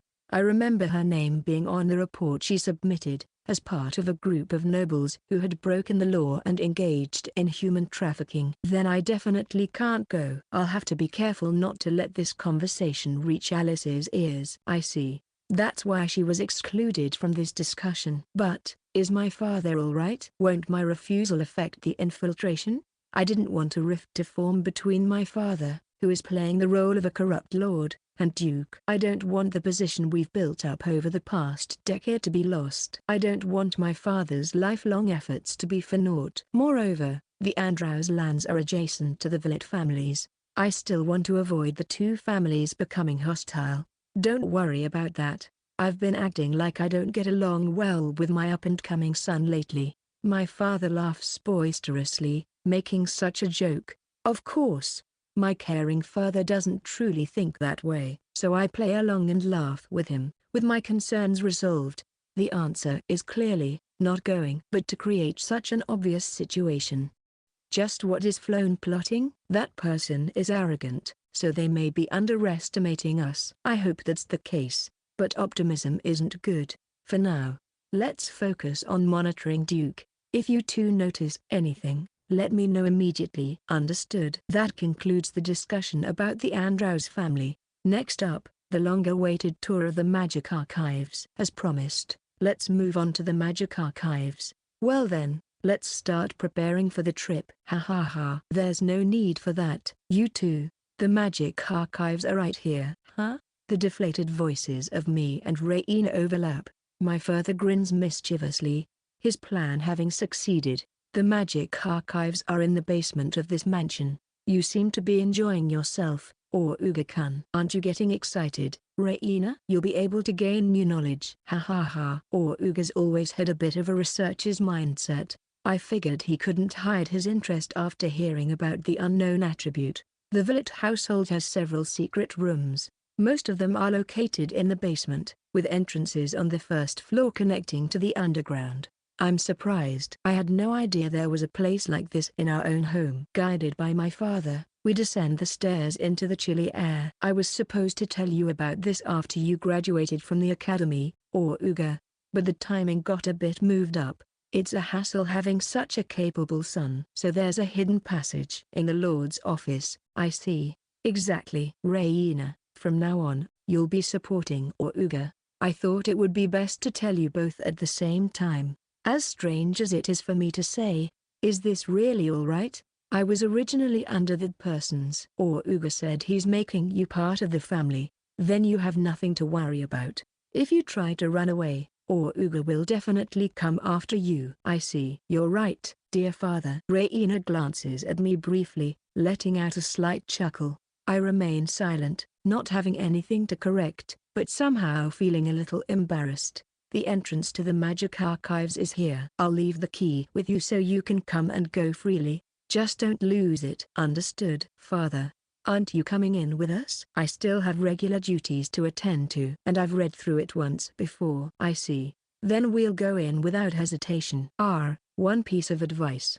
My father leans in and whispers to me in a volume Raina can't hear. Don't get too cozy with Raina just because no one else is around. What? Ha ha ha. Judging by your reaction, I can rest easy. Well then, do your best. With that, my father returns to the surface. Once his figure disappears, Raina tugs on the sleeve of my shirt. What did dear father say? It's better if you don't know. It's not an insult to you, just the usual middle-aged man humor. I see. I thought it was a warning not to engage in strenuous activities here. If you already understood, why did you ask? Right, I'll be more careful about that from now on. Geez. With a sigh, I inserted the key and turned the doorknob. The door creaked open with a dull sound, and the warm orange light illuminated the room. The soft, gentle light shone on the small table in the center and the many bookshelves lining the walls. Each bookshelf was packed with books bearing the marks of time, and I understood that this must be the Forbidden Magic Archive. Incredible. Although that person has had me read so many of their books, these titles are all unfamiliar to me. The Villet family controls all the information for the Kingdom of Londism. So it's not strange that they would be storing such materials. I see. So the Villet family has strong ties to the royal family, but that's not our purpose here. Let's search for books on dark attribute magic. Okay, I'll take this side. Understood. I'll handle the other side. Just place any you find on the table. Raina and I efficiently divided the work, carefully scanning the shelves for books on dark attribute magic, but we couldn't find any. This is the last one? Just when I was starting to have doubts, I heard a thud as something was placed on the table behind me. It seems the relevant books were gathered here. I see. Raina had found 3 old, leather-bound books. None of them had titles printed on the covers, but each was nearly as thick as my forearm. Should we consider this a lot, or too little? I quickly skimmed through them, and they are filled with information on dark attribute magic throughout. Then 3 should be sufficient. Let's start reading then. Time is limited. She gestured for me to come over. Sorry, and thank you. Not at all. Excuse me then. As I sat down in the chair Raina had pulled out for me, she sat down on my lap. Looking closely, there was only the one chair. Or Uga, shall we turn the page? Yes. Knowing the content is the priority right now. For now, I set Raina aside and began reading through the books, but the text was faded, making it a bit time-consuming to decipher. Shall we skim through and just focus on the key parts? No.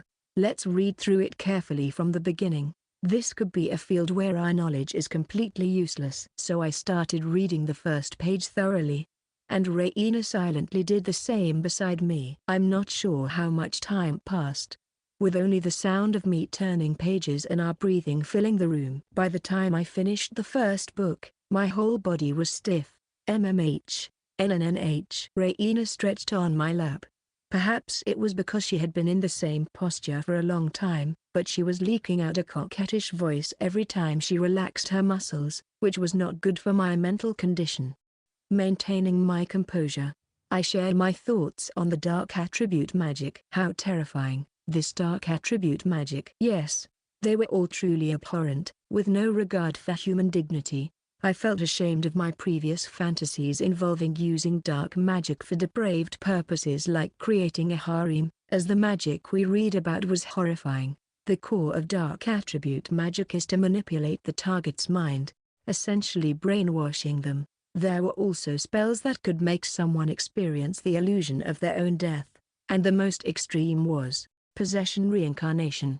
If one can control another's mind, then their own spirit would be no issue. Is that the idea? Yes. I had thought the idea of transferring one's spirit to another body was impossible, but dark magic makes it feasible. This is what Floan was attempting. A spell to transfer her own spirit into another, younger body. Precisely. It is a reincarnation of the spirit. What is most terrifying is that the original spirit that fit the vessel is overwritten and disappears from this world. Despite being alive, it is dead.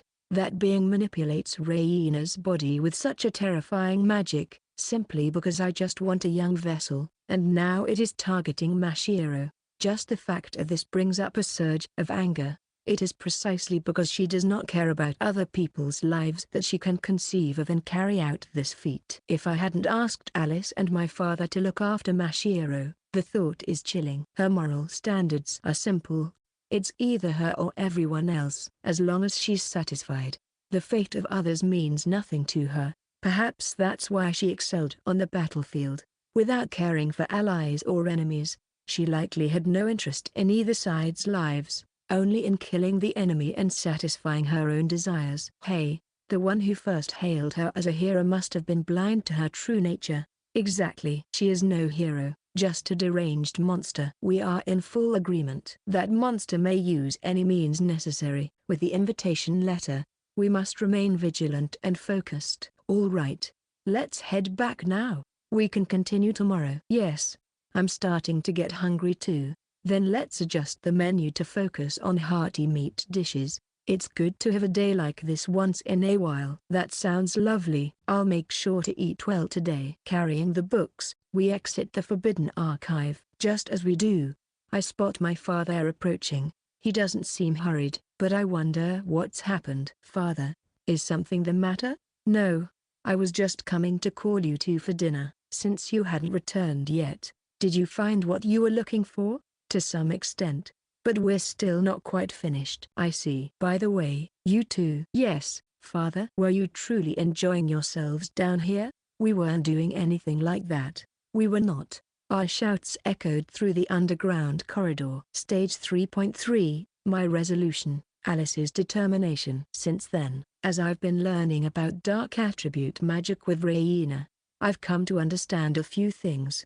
First, the activation condition. It is that the casters and the target size must reflect each other. This is the biggest hurdle of dark attribute magic. That's why Floan must have built up a history of actions to gain the trust of her puppets. The effectiveness is also affected by the magical power of the caster and the target. The more magical power the target has, the more the caster will consume. This principle is similar to my magic burial. Another characteristic is that since it is staying power, magical power is consumed continuously while the effect is active. I believe this is why Floan did not use dark attribute magic on Mashiro. And while brainwashing is possible, multiple commands cannot be executed simultaneously. But it is still a powerful magic nonetheless. There are two ways to cancel the brainwashing by dark attribute magic. One is the death of the caster. It makes sense that killing the one who cast the spell would automatically cancel the brainwashing.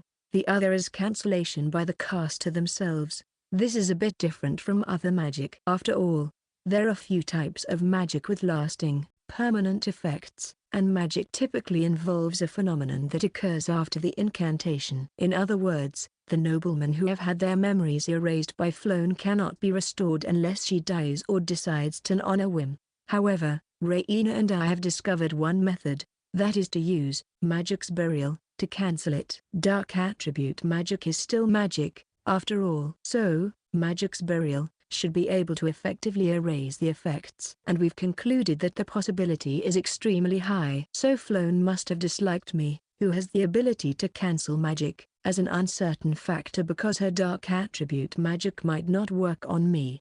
That's a natural conclusion, but now it's confirmed. I'm the one most compatible to fight against Floan. To think that the technique I created to survive in this world would end up being useless. In the not-so-distant future, I'll probably be dragged into the battlefield. If my wish comes true, I absolutely don't want to set foot on the battlefield. But the more I learn about dark attribute magic, the less I can say that. If I leave Floan be, the world will undoubtedly be dominated by her. It will transform into a world far removed from the harem or an easy life in another world.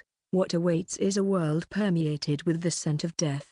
Therefore, someone who can stop her must stand up. Shall we take a short break? Brooding won't give us good ideas. Yes. Let's go above ground. I'm a bit hungry too. It's snack time, after all. I'll try my hand at it as well. Thank you, Raina. The clock I had brought with me, based on the previous lesson, was showing the time as the day was starting to wane. Now that I've understood dark attribute magic to some extent, I need to report to my father. Of course, the fact that my magic's burial is an effective means will also be included. If I inform my father of that, this leisurely, relaxed time like a long vacation will soon be over. Even though it's for the sake of securing a happy future with everyone, facing a life or death battle still weighs heavily on me. Lightning strike Floan is stronger than any opponent I've fought so far. Bluntly put, she's on a different level. If I were to fight such a powerful enemy and end up defeated, what then? I would no longer be able to have Mashiro's brightness, Karen's kindness, or Raina's smile. Or I might have my memories stolen, and end up hurting the three of them against my will. Flown would undoubtedly do something like that. If I can think of it, she might even come up with something even more cruel. The oppressive pressure weighing on my shoulders is different from before. My steps towards the surface felt heavier than usual. Or Uga-kun, what's wrong? Heir. Whoa there. Just as I was about to enter the office from the hidden room, Reina stopped me from behind. When I turned back, Reina suddenly hugged me. Reina? What's this all of a sudden? I think it's fine whether or not to report this time.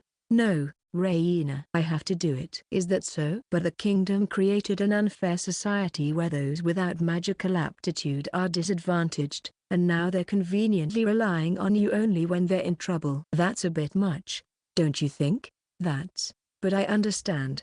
I'm sure Uga-kun will choose the option that will save everyone. The strength in Reina's arms embracing me increases. Due to the close contact, I can't quite make out her expression. But please remember this. From that day on, my life has been entwined with yours, Uga-kun. If you ever feel the urge to run away, let's flee together. No matter what choice you make, I'll always be by your side. Even if I die, I'll still be there for you. Yes. I embraced Reina's slender body tightly in return. Until just a while ago, I had thought her so delicate and fragile. But the warmth I feel from her now is reassuringly sturdy. Thank you, Reina. Your words have given me more than enough strength. You're welcome. But I think Mashiro-san and Karen-san would have done the same if they happened to be here. Haha. I should go ask them later. Please do. Everyone has abandoned everything to follow you, Uga-kun. I am loved, aren't I? A truly pointless fantasy crosses my mind. The sight of myself fleeing from the battle, from Flown. How pathetically weak my back would look. I don't want the others who adore me to see such a shameful retreat, even if they respect my choice. This is the pride of the villain I aim to become.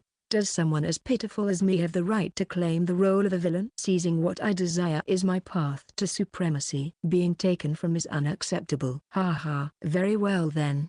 Let's do it, Flown. I won't let Mashiro, Karen, or Reina slip from my grasp, and I'll stay true to my beliefs, and shatter your ambitions. My resolve is set, the resolve to fight, and the resolve to face the three of them. If I emerge victorious from the battle with Flown, I'll marry the three of them. I had been making plans this summer to cross that line with them. My foolish self had merely been pretending not to notice, when deep down I knew the feelings I hold for Mashiro, Karen, and Reina. All right, I'll talk to Further again when he returns. Your expression is much better than before. It seems you've found some clarity. Thanks to you. I stroked Reina's head as she clung to me. But we can't stay here forever. I peered through a crack and confirmed the office was empty, so we returned to the main hall. Let's go get some fresh air before having tea. I'd like to loosen up a bit. That room felt suffocating. Is that so? I enjoy it though. The cramped space lets me be closer to you, Uga-kun. Haha. Teasing me won't get you anywhere, Reina. In my past life, I've been told similar things countless times, only to keep misunderstanding. But from now on, even if it's a misunderstanding, I'll see it through. Likely, Reina has come to have feelings for me, now that I've saved her. So for now, my goal should be to change her like to love. For any other woman without such attachment, I wouldn't hesitate to have her serve me through the use of power. But with Mashiro, Karen, and Reina, I want to have a proper romantic marriage. Since I've decided I want to marry them, the circumstances have changed from before. The problem is that I have little experience in romance, but I'll learn along the way. Uga-kun, could it be that you're rather dense? Apologies. Did you say something? No. I was just thinking I'll have to try harder myself. I had been so absorbed in my thoughts that I missed Reina's words. Damn. This is a minus point for me too. From now on, I can't afford to tune her out like that. For now, let's go out to the courtyard and bask in the sunlight. As I exited through the front door, I saw Alice there, receiving several envelopes from a delivery person with a serious expression. There are two types of delivery personnel who come to the Villet household. One is the noble exclusive courier who delivers important documents to father, mother, and the like. The other is the one who brings mail for the commoner servants. This time, it's the latter. That's why Alice is the one receiving them. Alice? Is something the matter, Lord Oruga? Alice turns to me with a startled look, before quickly reverting to her usual self. However, the bundle of envelopes in her hands is being tightly clutched against her chest, slightly crumpled. I was receiving some mail. Looks like letters for the other servants. Alice never receives any mail. She has been renamed, and Chris Lagnaker no longer exists in the family registry. Could it be that she's feeling lonely? The other servants occasionally get letters from their families, but she has no such opportunity. That's likely why she's gripping those envelopes so tightly. Ha. In that case, let me erase that loneliness. Alice. Yes. Come to my room tonight. I'll give you something good. Something good? Of course.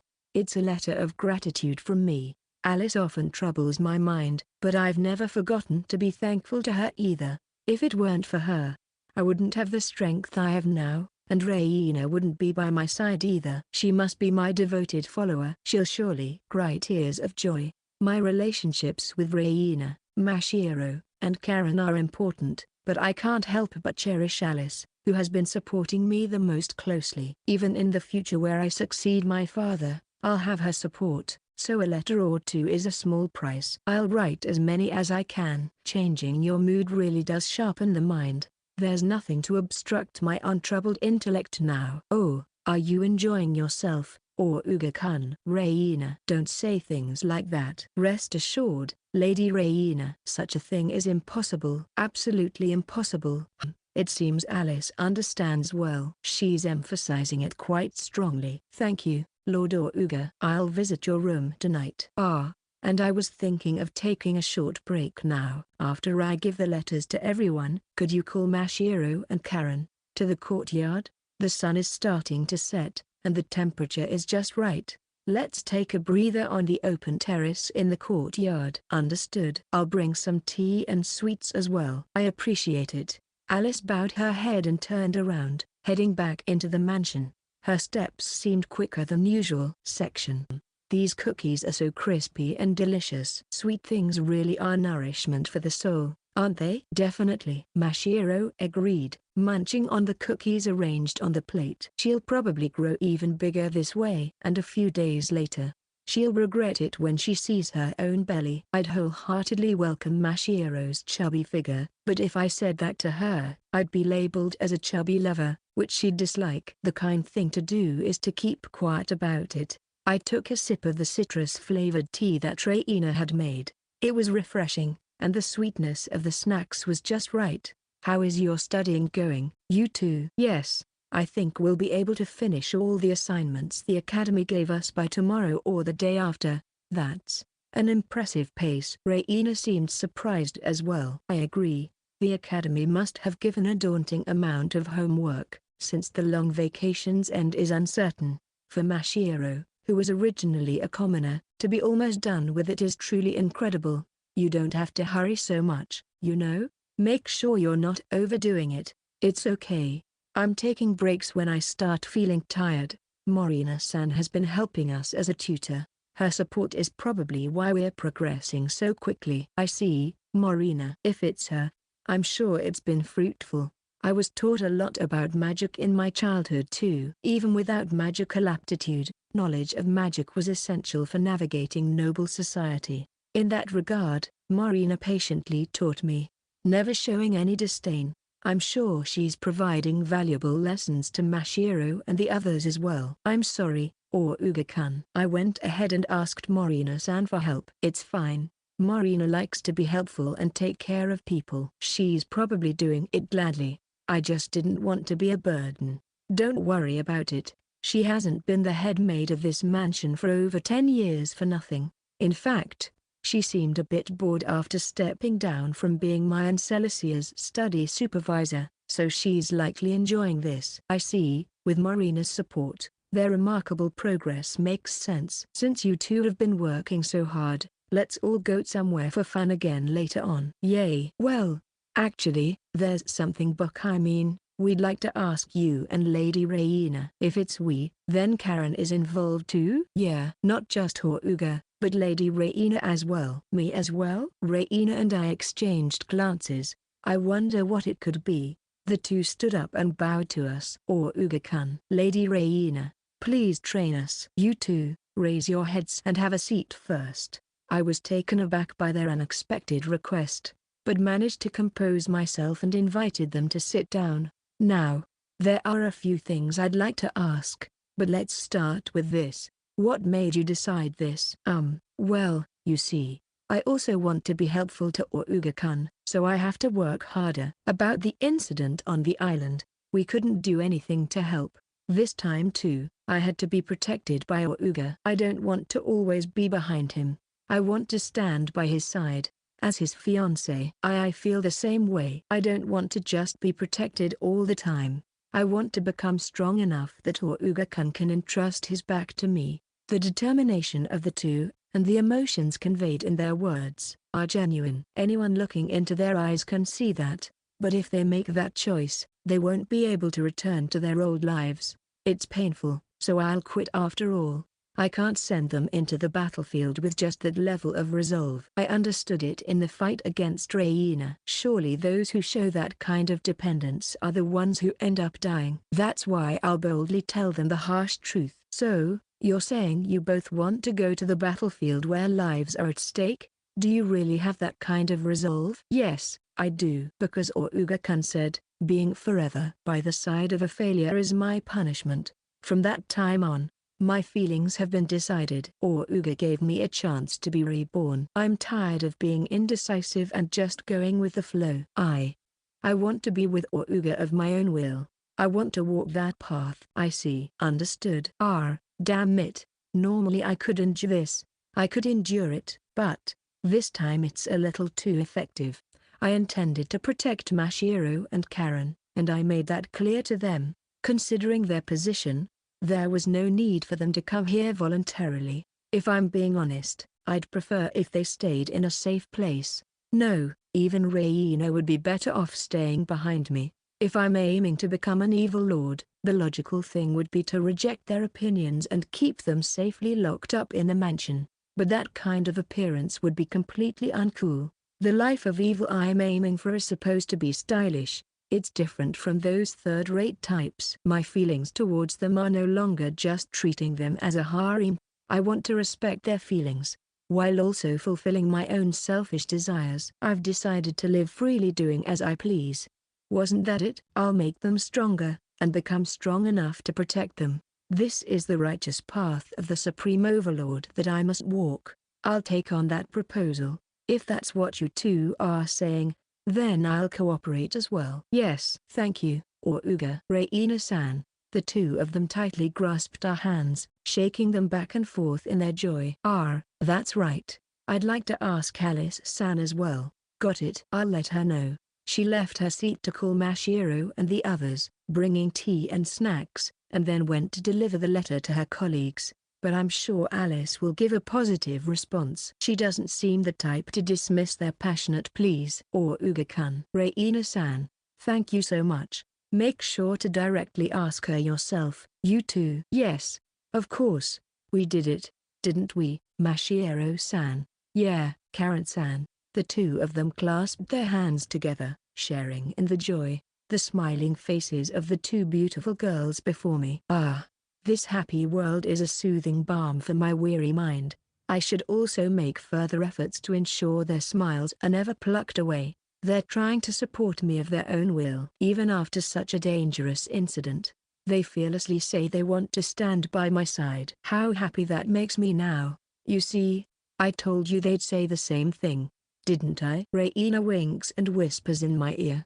I'm a lucky guy. If asked, I'd have to swallow that embarrassing murmur as I take another sip of my tea. The happiness is mutual, Oruga-kun. Oh my, your ears are turning red. It must be Reina's imagination. I'll refrain from commenting on that section. After the tea party where I learned of Mashiro and Karen's feelings, I was in my room, writing the letter I had promised Alice. Right now, I'm overflowing with emotion. If I put the pen to paper while my heart is still warm, I'll be able to write a letter that will delight Alice. All right, It's done. I reread the completed letter to Alice, checking for any strange parts. For things like this, it's better to keep it concise, rather than rambling on. But considering all that Alice normally does for me, I ended up writing until the page was nearly full.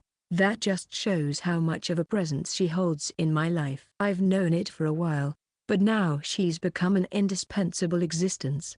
Just like Mashiro and the others, will she too swear that she will be by my sword? No, don't be anxious. With my heartfelt letter, Alice's affection for me will surely increase. I've won, ha ha ha. Precisely because I'm facing a formidable enemy, I must first solidify my inner circle. Lord Oruga, the dinner preparations are ready. Speak of the devil. With a modest knock, Alice lets me know that dinner is ready. Alice, come on in. Understood. Excuse me. For some reason, she feels a bit more distant than usual. Ah, could it be that she was waiting by the door, thinking I would come over right away? I was lacking in words. Well, no help for it. I'll approach her. Alice, this is for you from me. It's the gift I promised. Didn't I tell you? I'd get you something nice. This is a letter of gratitude from me to you. Will you accept it? Lord Oruga, no. I'm not worthy of something like that. What are you saying? You fought against Floan and protected Mashiro. You've been diligently serving me as well. You more than deserve it. Surprised by the letter, Alice's eyes widen as she tentatively takes the envelope with the stationery inside. She gazes at it for a while, then gently hugs it to her chest, handling it as if it were a precious treasure, so delicately. Being treated this way is rather embarrassing. I had expected her to cry excessively and shout excessively like usual, but it seems I was off the mark. It appears I still don't know Alice well enough. Lord Oruga, thank you. I'll cherish it and read it later. Do so. I'd be embarrassed if you read it right in front of me. You must have written such a passionate letter. I am truly fortunate. Alice wipes the corner of her teary eyes with their finger, bowing her head. Just by writing a thank you letter, to be this deeply moved is rather bittersweet. Let's change the topic and the mood. Oh, and Alice, I have one more thing. Would you correspond with me by letter? This is something I thought of while writing the letter. During the recent ear cleaning as well, I realized that I don't know much about Alice's private life. It's all been on paper, and I've never directly asked her about it. I had thought she would just follow me without that. In fact, even without doing that, she would likely wield her strength as Orugai Veret's sword until she realizes my misdeeds. But that won't do. I've realized that it's my day-to-day conduct that will save me when I truly need help. Mashiro, Karen, Reina, and Alice. They are indispensable presences in my villainous noble life. Among the four, Alice is the one whose private matters I know the least about, due to the nature of our relationship. Here, I'll write a question for you, and pass it on. The rule is that you write the answer and the next question, then pass it back. Wait, Lord Oruga. Is it really alright for me to be the one? Isn't this a mistake? No. I specifically want to do this with you. Lord Oruga. After all, I can just directly ask the other three without this tedious process, but with Alice, the relationship of master and servant gets in the way when we're face to face. This way, through the medium of paper, there should be a bit more ease.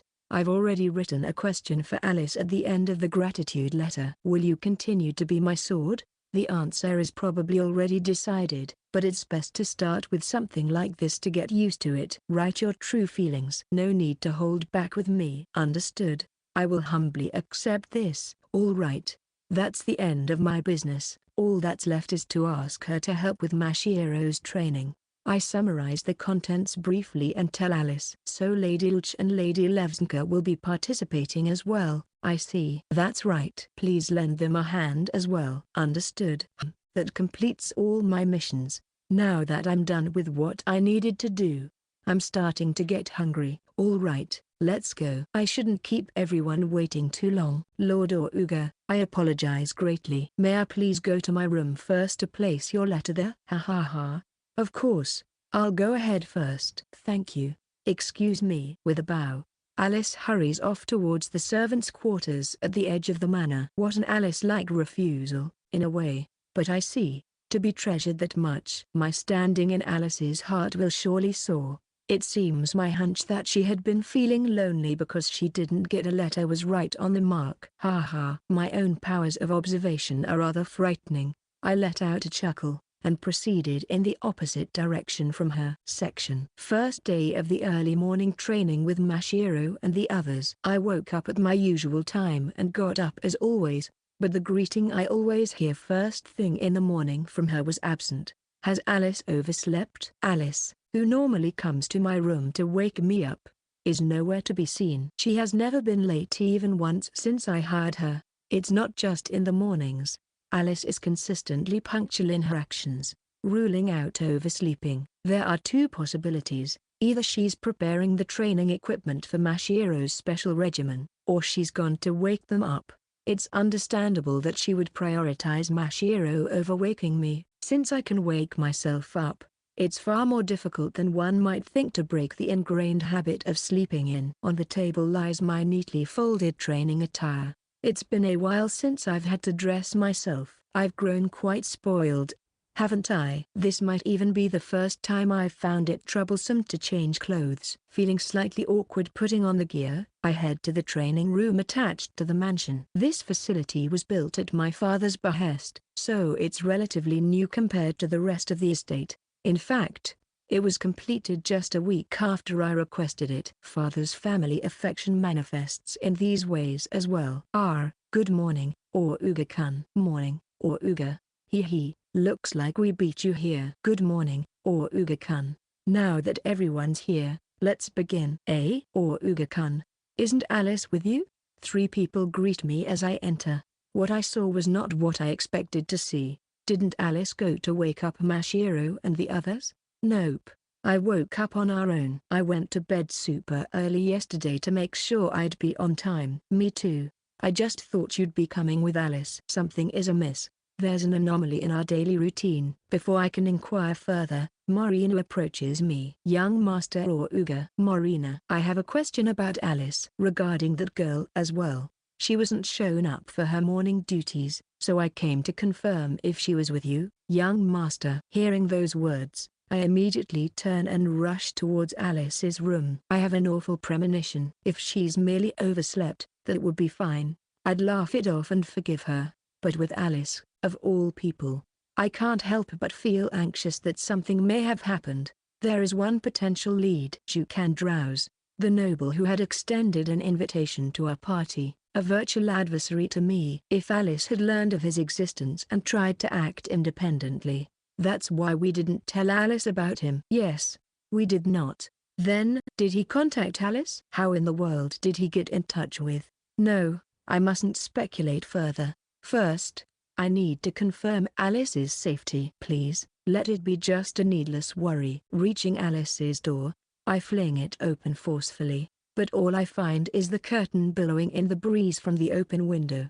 The scene I had dreaded is nowhere to be seen. Has Alice left? Am I trapped in some sort of nightmare? Unsteadily stepping inside, a familiar-looking notepad catches my eye on the desk. This is the kind of letter I never wanted you to write, Alice.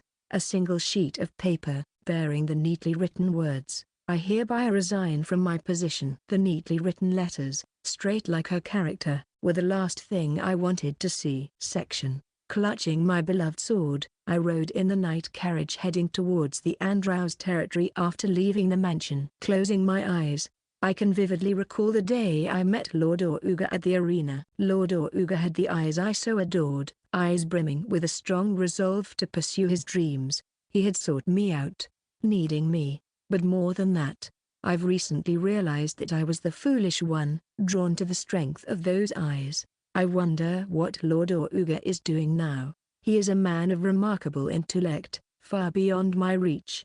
He may have already noticed my absence by now. Especially the scene of me handing him that letter earlier today. I believe Lord Oruga saw through my lie back then. I had claimed the letter was for everyone, when it was not. So Lord Oruga, without voicing it, was trying to retain me by giving me a letter of gratitude. The question he had started with, "Will you continue to be my sword?"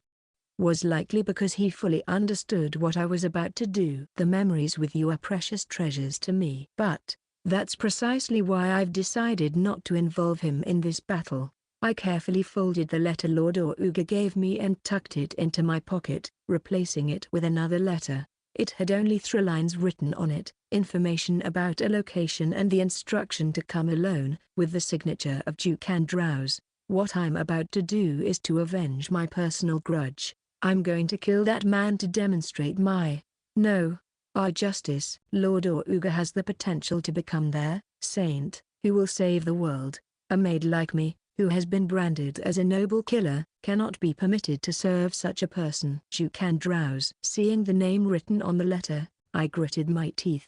The noble who had expelled me from the Holy Knight Order, and the ultimate evil that must be slain in this world. I will definitely defeat your enemy, Captain Lily. No matter how much time passed, the past that had completely changed my life on that fateful day never faded. The rage from the bottom of my heart was revived. Section. Excellent work as always, Vice Captain Ragnica. I'm sure Captain Lily will be satisfied with this. Everyone worked hard too. Then can we look forward to the Vice Captain's treat today? Sure. But first, you'll have to complete today's training menu. Grumbling came from behind, but they weren't genuinely angry. They were the squad members I had personally trained, a bunch with strong resolve. I pride myself on not having any weaklings among them. I had been promoted to command my own squad, and we were returning from an expedition to hunt nearby magical beasts. I had thought that the familiar flow of time would continue as always. Upon returning to the Holy Knight Order's headquarters with my adorable subordinates, all right, let's quickly file the report, for the sake of their fun time. But the barracks, the floor, the walls, the ceiling, everything was dyed in red. What is this? Blood? The squad members behind me were also stunned, their faces paling. Realizing that losing composure would be the worst thing, I shouted orders in a commanding voice. All units, draw your swords. Those with little combat experience, head to the royal palace and report. The rest, search in pairs. If you find the culprit, raise the alarm. Scatter. Understood. The squad members, having regained their composure just in time, dispersed according to the instructions. I too went to inspect the barracks alone. The scene was a true hellscape. The dormitories, the training grounds, the dining hall. The corpses of the Holy Knights were strewn about in numerous locations, and I spotted a lone figure moving among them. I doubted my own eyes. What are you doing? I wanted to believe this was just a bad dream, that I was still lying in my bed, but the quickening of my heartbeat, the stench of blood, they all told me this was reality. What are you doing, Captain Lily? The movement stopped, and she turned towards me with a stiff, doll-like motion. The blood-stained silver hair had lost its luster. The skin, a mix of dull white and reddish-brown, had dried. Most of all, the deep crimson eyes I had adored had lost all their vitality. The ones who killed the Holy Knights, the ones slashing them without expression, were the very person everyone had admired. I kicked off the ground, instantly closing the distance to parry the captain's sword.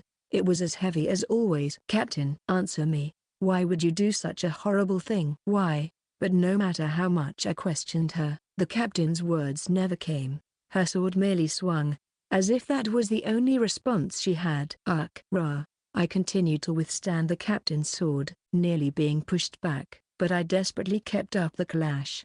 The person in front of me was like a living corpse. Could there truly be a human exuding such an aura of death? All the brilliance that had formed Lily Shane's pride had dimmed. Was she under the influence or some kind of magic? But I've never heard of a magic that can control a person. And it's unthinkable that the captain would be afflicted by such a dangerous spell. Answer me, Captain.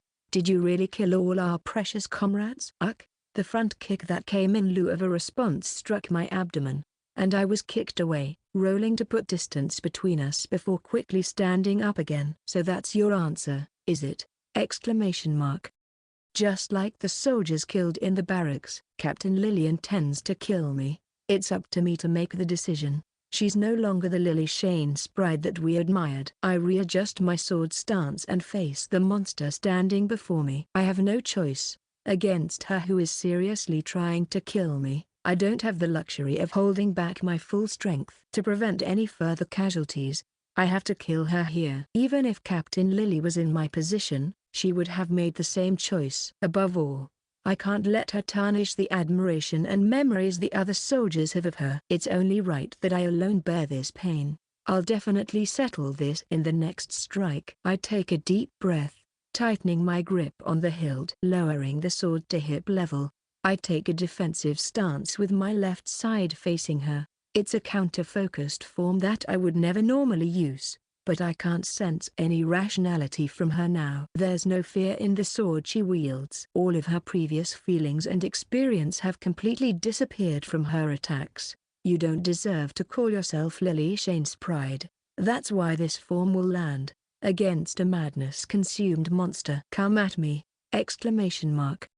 She's certainly fast in her bursts of power and sword swings, but it's just a wild, brute force attack relying on her specs. It's not worthy of being called swordsmanship. Beasting perforation.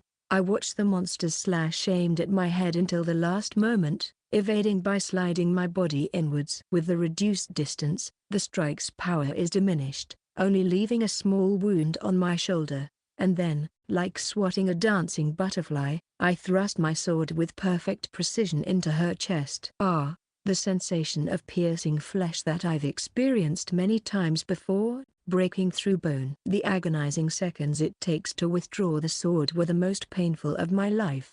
The captain's sword clatters to the ground, the strength leaving her body. The captain collapses to the ground under gravity. Gris! Exclamation mark. Captain Lily. Running over. I'm called by name in a faint voice that doesn't sound like hers at all, but her eyes have returned to the ones I love, not the soulless monster from before. You see, I told you, didn't I, that you would one day surpass me, Gris. Don't talk. Stop the bleeding immediately. Someone, anybody who can use healing, come over here at once. The promise. You remember? My sword. I'm giving it to you. Saying that, Captain Lily takes my hand and has me grasp the sheath at her waist. There lies her beloved sword, the very soul of her as a holy knight. Even in this heinous act, it seems she never unsheathed that blade. I haven't won, not even once, against the true you. So that sword still belongs to the captain. I desperately press my own jacket against the wound, trying to stem the bleeding. I desperately presses down on the wound, and can't afford to lose any more blood. The hand placed on my head has no warmth, it doesn't move. I've come to accept and understand that she is slipping away. Gris, at the very end. My wish. The words are now barely audible, barely comprehensible. Thank you, Gris. I'm glad. It was you, Captain. Captain, I call out, but there's no response. Her eyes have lost the luster they held before. No, she can't be dead. This is just like earlier. Yes, just like earlier. She'll be Vice Captain Ragnica. I'll take over. The subordinate who had come over pushes me aside, taking turns casting magic on Captain Lily. But no matter how much magic they used, the captain never spoke again. It happened in the blink of an eye. After that, the atrocious incident committed by the Holy Knight Order's captain was not made public by the country's judgment, and she was said to have lost her life in battle against a monster. The citizens whom the captain had protected were grieving and weeping for her. I felt a small sense of relief. I was appointed as the new Holy Knight Order captain, succeeding her, and now, wanting even a little bit of proof that the captain lived, I'm slumped over the desk in her former office, before her chair is disposed of, with a lifeless expression, hoping that if I wait long enough, the captain will come comfort me again. But no matter how long I wait, the warm hand and gentle voice never come. Captain Lily. That's not all. Tomorrow, everything in this room of hers will be disposed of. The evidence of her existence is steadily disappearing. The only thing that remains is the lone sword sheathed at my waist. How utterly lonely this is. Is there truly nothing else? A parting like that should never have happened. The final conversation with Captain Lily burned into my mind. Come to think of it, at the very end, Captain Lily was trying to convey something to me. Back then, I was too frantic trying to save her life to think about it. But indeed, Gris, at the very end, under my desk. Think. Captain Lily was certainly thinking of me until her dying breath. She would never utter meaningless words. Under desk. Under the desk. Under the desk? I immediately lifted and flipped over the desk. Looking at it this way, I realized the bottom panel was unusually thick, as if it could conceal documents or something similar. Pardon me, Captain. Using her beloved sword, I cut away the bottom panel. Inside was a hollow space containing bundled documents tied together. This is written. There were the misdeeds of nobles and the details of their actions. All of them were acts prohibited by the laws of the land, and among the listed names were those of powerful individuals. At the very top was written, Juke Andlaus. That name you could never bring to justice. The embodiment of evil. The lingering wish you entrusted only to me. I embrace it tightly, firmly. I will definitely avenge you. It felt like Captain Lily had given me a reason to live. Section. From that day, I hated evil, and devoted my time to training with the sword while trying to expose the Andlaus family's wrongdoings. I finally got a grasp on their trail, but then realized we were not operating on the same level. In the end, I could never avenge Captain Lily, and was even expelled from the Holy Knights, reduced to an underground arena fighter. I will never forget the despair of being stripped of my status. My sole remaining purpose, to bring justice to the evil nobles and fulfill Captain Lily's final mission, was something I could not accomplish, leaving me half abandoned. It was Lord Auga who lifted me up from that state. If I had not met Lord Auga, I likely would have walked the path to hell without being able to do anything. But the future changed. The goddess of fate smiled upon me, for she has granted me another chance to exact my revenge. After several hours of travel by carriage, with dawn almost breaking, having safely entered the Andlaus territory, I disembarked and walked through the dimly lit streets towards the designated location, the estate of Juke Andlaus. What a wretched town this is. The complete opposite of the village territory. Despite it being time for the residents to start work, not a single light could be seen. Not only that, the houses were dilapidated. Even repairs appeared to be crude, amateur patchwork jobs. There was no sense of prosperity in this town at all, a clear indication of the heavy burden the Andlaus family placed on its people. It only strengthened my conviction that he must not be allowed to live. So this is where that fiend resides. Starkly contrasting the modest dwellings from before was this luxurious mansion. Seeing the ebony-colored estate blending into the darkness, I scoffed, fitting for this depraved lord. Watch over me, Captain Lily. I placed my hands on the doors and forcefully pushed them open. The double doors flung open with momentum. Treading carefully inside, dazzling lights illuminated the entire estate. Initially blinded by the bright glare, I had expected an ambush, but there were no signs of an attack. As my eyes gradually adjusted, the first thing I noticed was a round table arranged with meticulous precision. Along both walls stood rows of men in tailcoats. It was as if a party was about to commence. And the host stood right before me at the center. You've come alone, just as promised. Chris Ragnica, stroking his neatly trimmed purple beard with a depraved grin, was an emaciated old man. Despite his skeletal frame, his eyes still harbored ambition. Those half-moon eyes mocking others. I could never forget them. Indeed, I've come to kill you as you wished, Juke Andlaus. I unsheathed my sword, pointing the blade straight at him. This man I must fell with my own blade. I never expected to lay eyes on you again. Seems we're bound by fate, doesn't it? We must have a connection. Rest assured, that connection ends today. Now, no need for such hostility. You'll ruin that pretty face of yours. I take no pleasure in your compliments.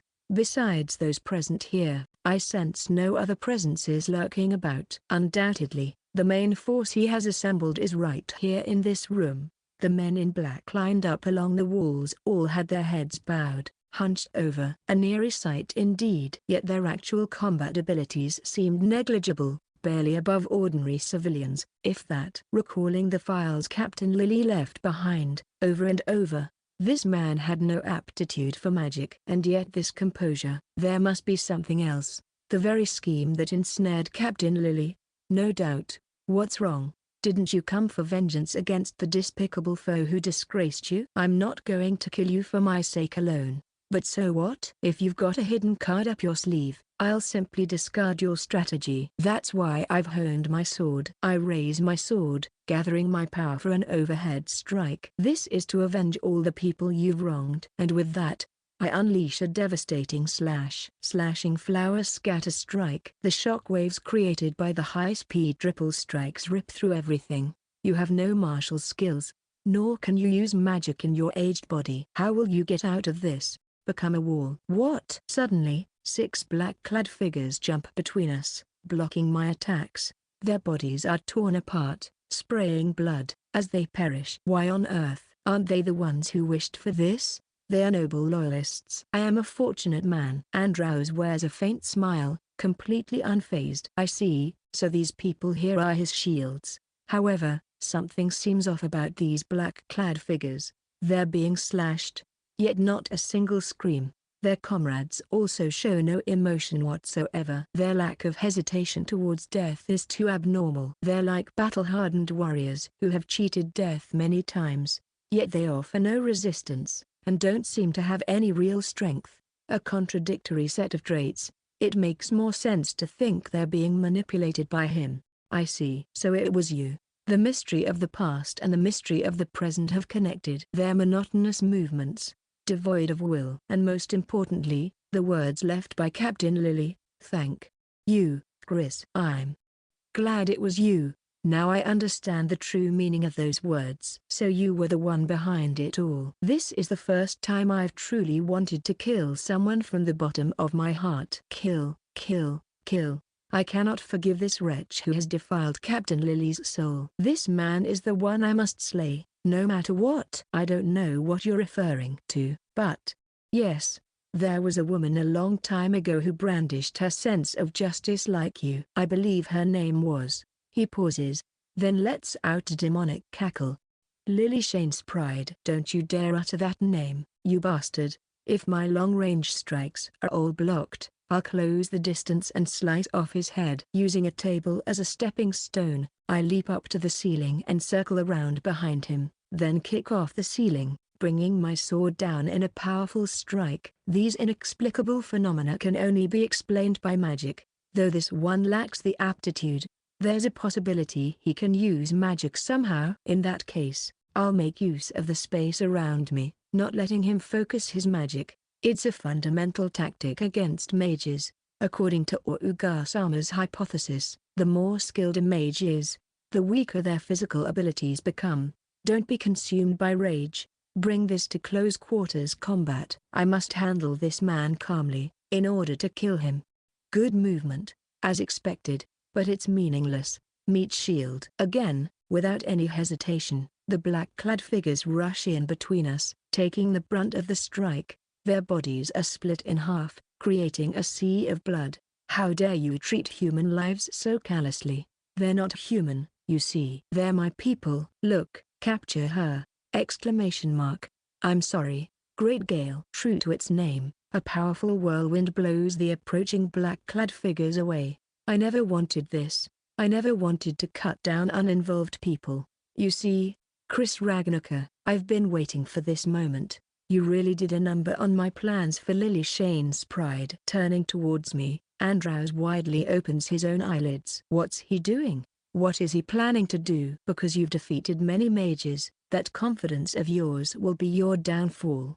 Don't listen to his words. It's all just meaningless prattle to confuse my thinking. The moment I'm hit by his magic, I'll likely become just like those squirming black-clad figures. Evading Andlaus' magic is an absolute necessity. Don't blink. Watch, discern the magic, and process it, then stab him down from a distance where the black-clad figures can't interfere.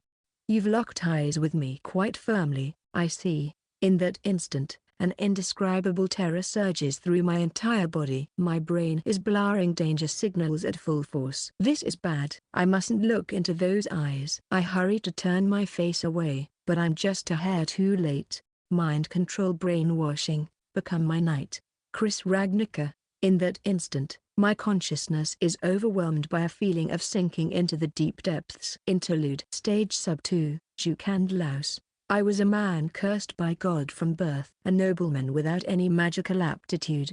the most worthless trash in aristocratic society. That was how I was viewed in the Andlaus household where I was born. Neither my father nor my mother ever tried to make eye contact with me. Yet I was able to receive an education, likely because I was the only child born. My father, reluctant to entrust the future of the Andlaus family to an outsider, grudgingly appointed me as the heir. I had always resented my family, but this time I wholeheartedly welcomed my father's outdated pureblood ideology. However, even after I rose to the top, the days continued where my father would interfere.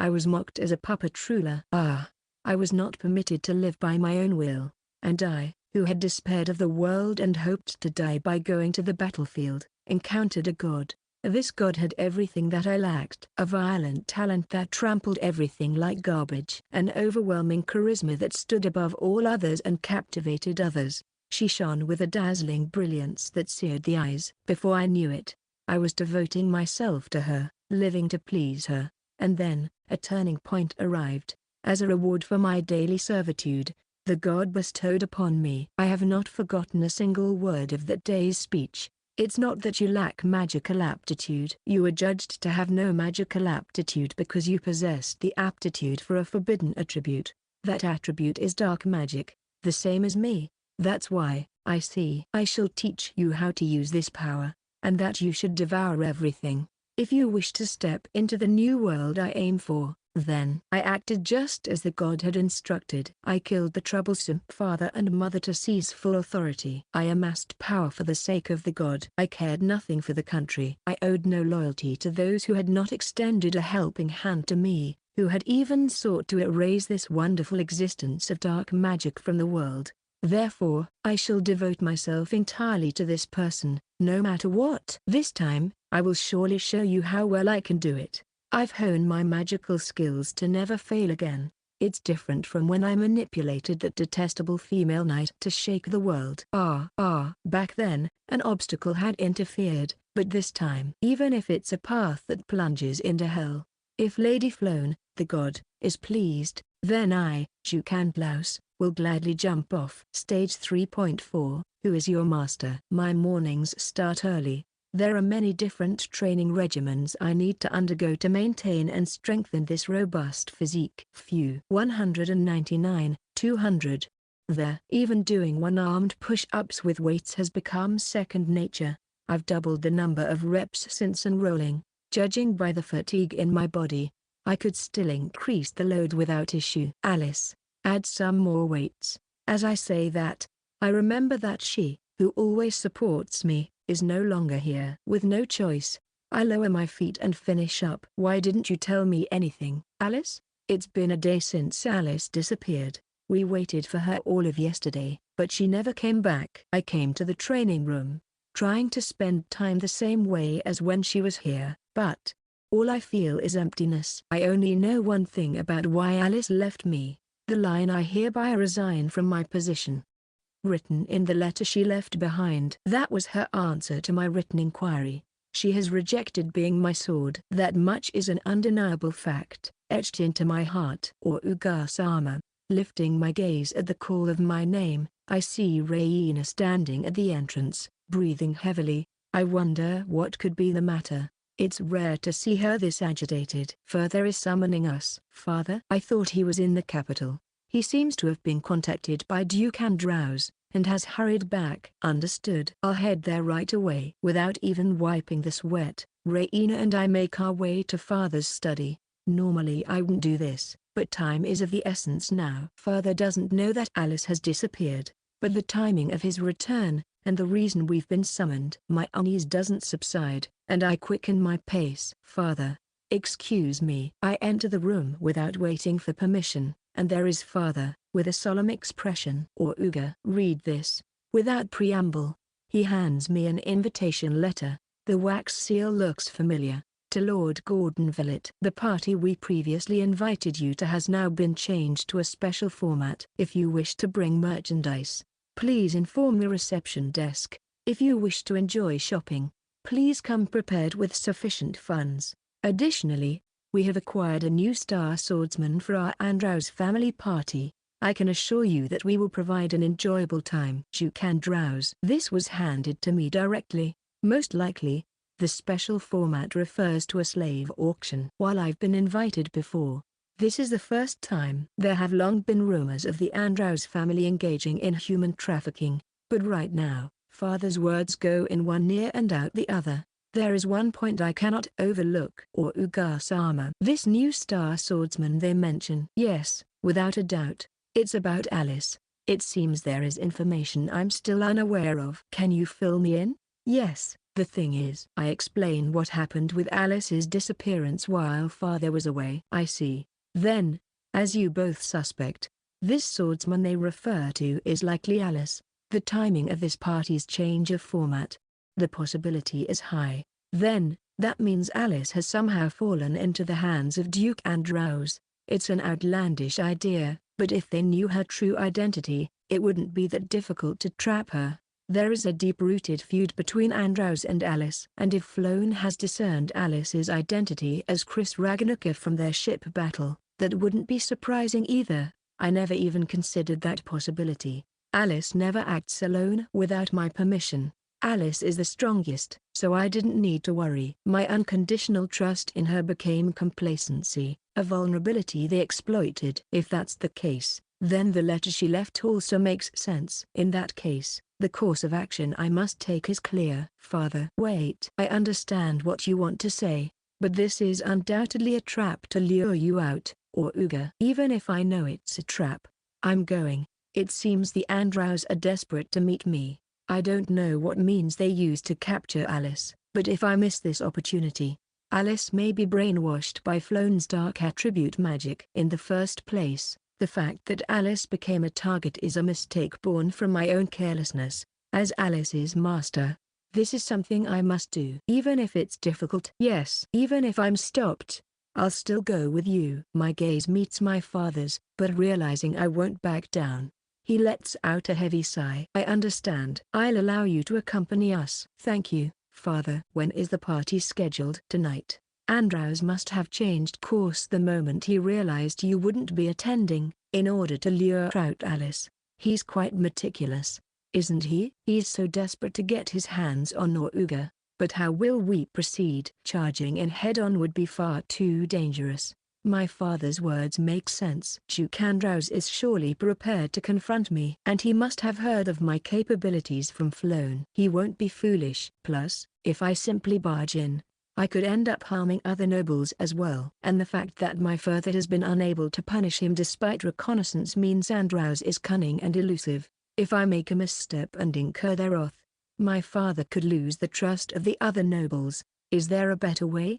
How about posing as a slave? Raina's clear voice cuts in. She traces a line on the Andlaus invitation. Bringing merchandise. This must mean slaves. Slaves won't be displayed openly, and the chances of infiltrating through a back entrance are high. I see. That's an idea. Raina's plan would indeed allow for relatively safe infiltration. There are risks of mistreatment, but as Andlaus guessed, a slave from the Villet household would likely not be treated too roughly, as any damage would lower their price. If such a thing is done to the goods of the Villet family, there is no telling what kind of punishment they would receive. The slave manager would have thought of that. Let's quickly prepare slave-like attire. We should also change your hairstyle. Thank you, father. Please get women's clothing as well, dear father. Absolutely not. Raina, you'll wait here. No, I will follow whatever decision Uga makes. If you won't let me, I might just tell Mashiro and the others that you're trying to go in alone.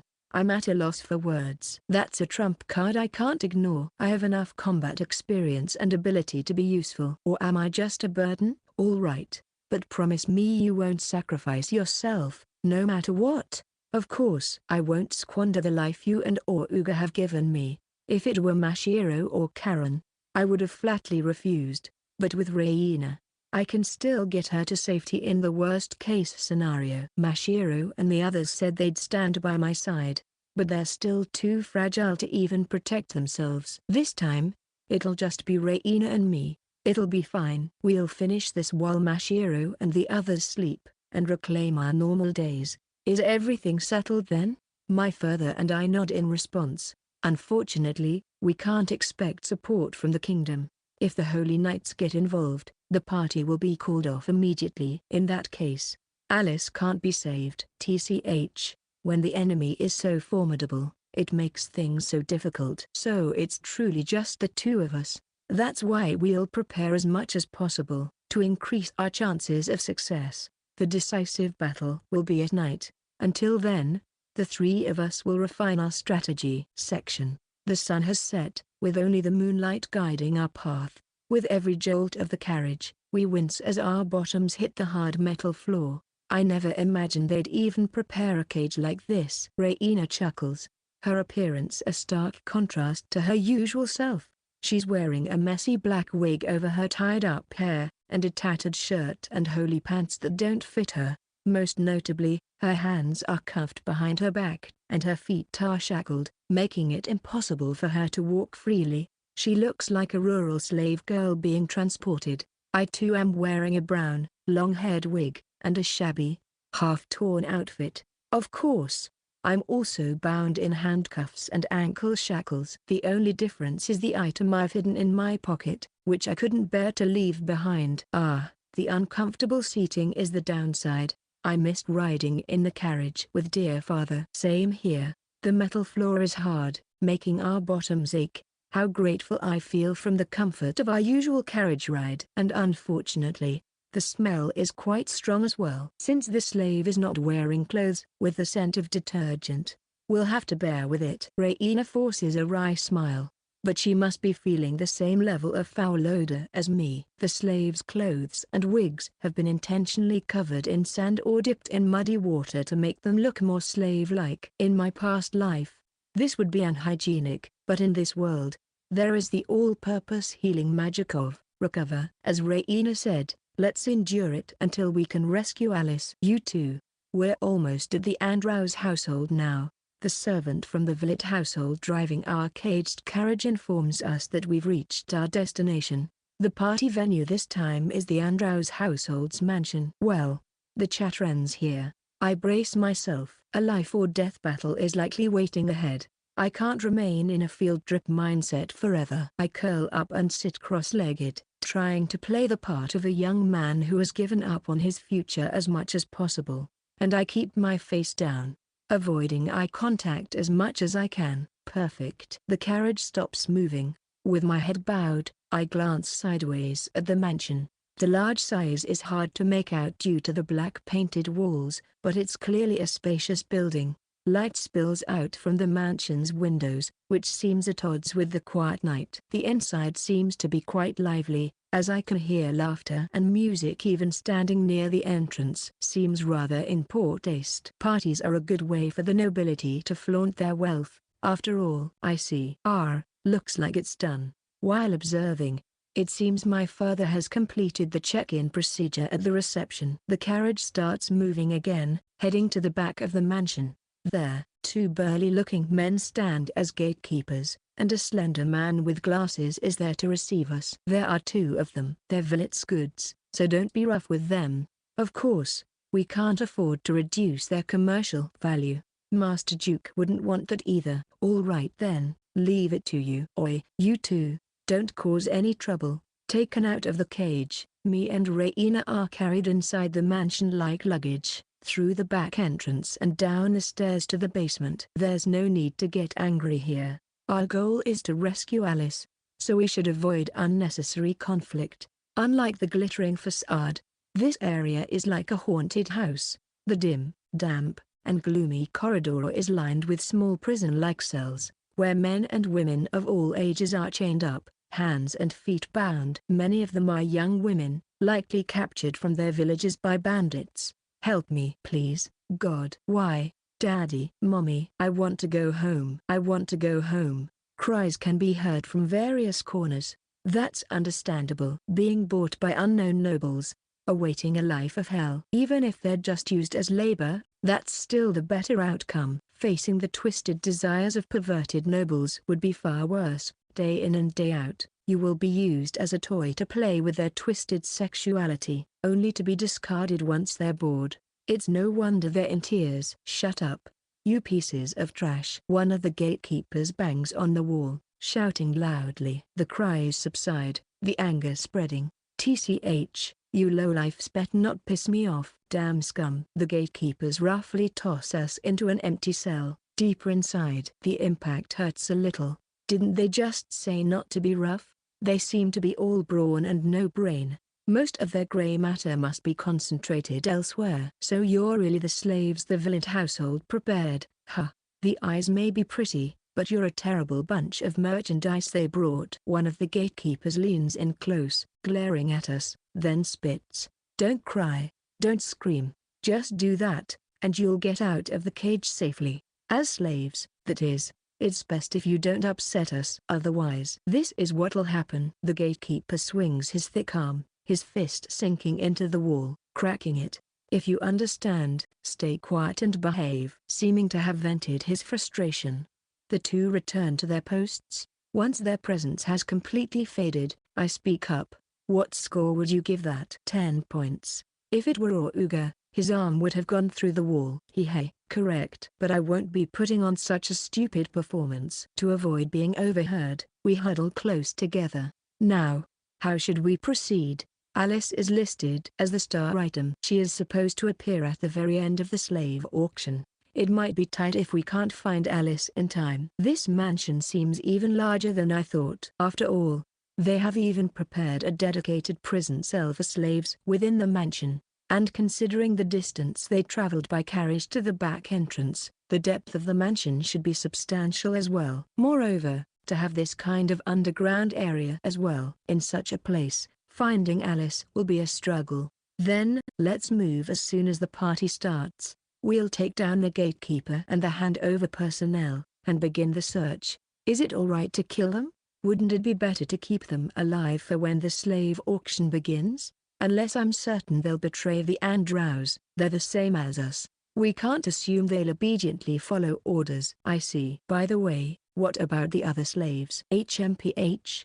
That's obvious, isn't it? We'll take them back to the Villet territory as per father's prior arrangement. Kukaku, securing valuable future labor force.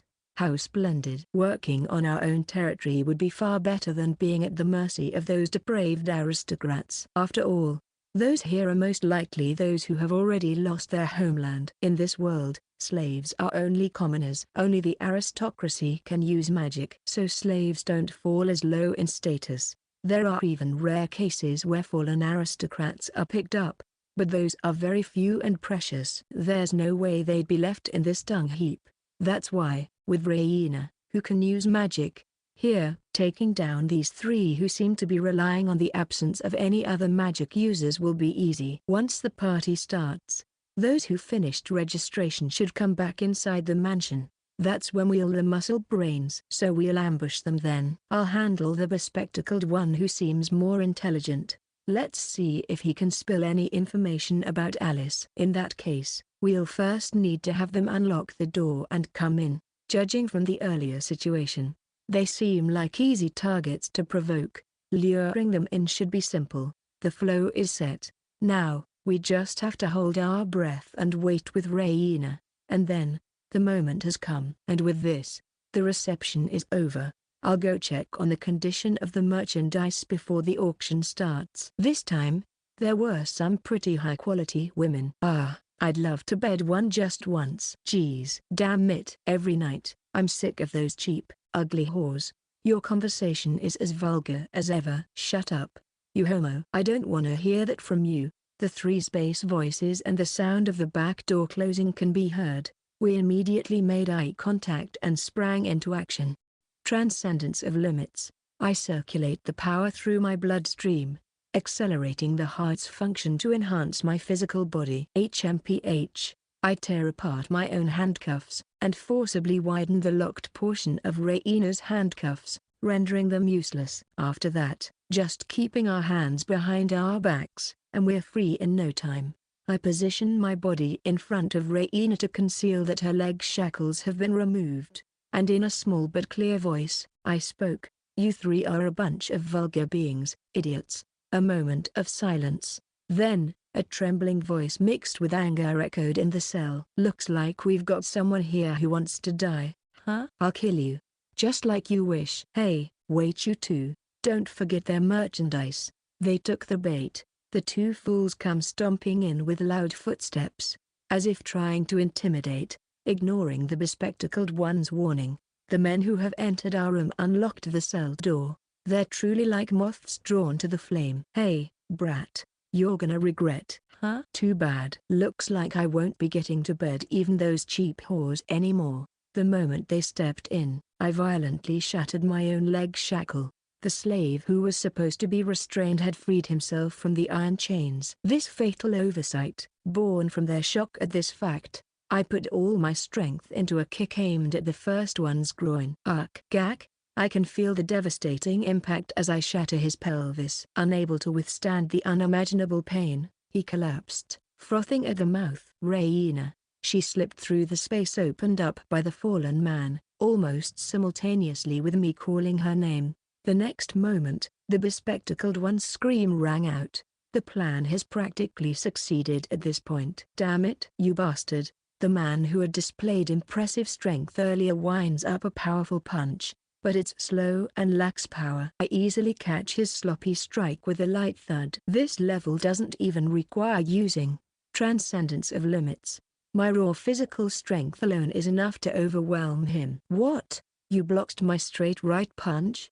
Don't be so surprised. There are thousands of people in this world who can do this much." I twist the man's arm, fist and all, upwards. 180, 190, 200. I savor the pain. Slowly, the man, his previous bravado gone, kneels down, tears welling in his eyes from the excruciating pain of the crackling bone. "Ow, ow, stop, please. Any more and my arm will snap."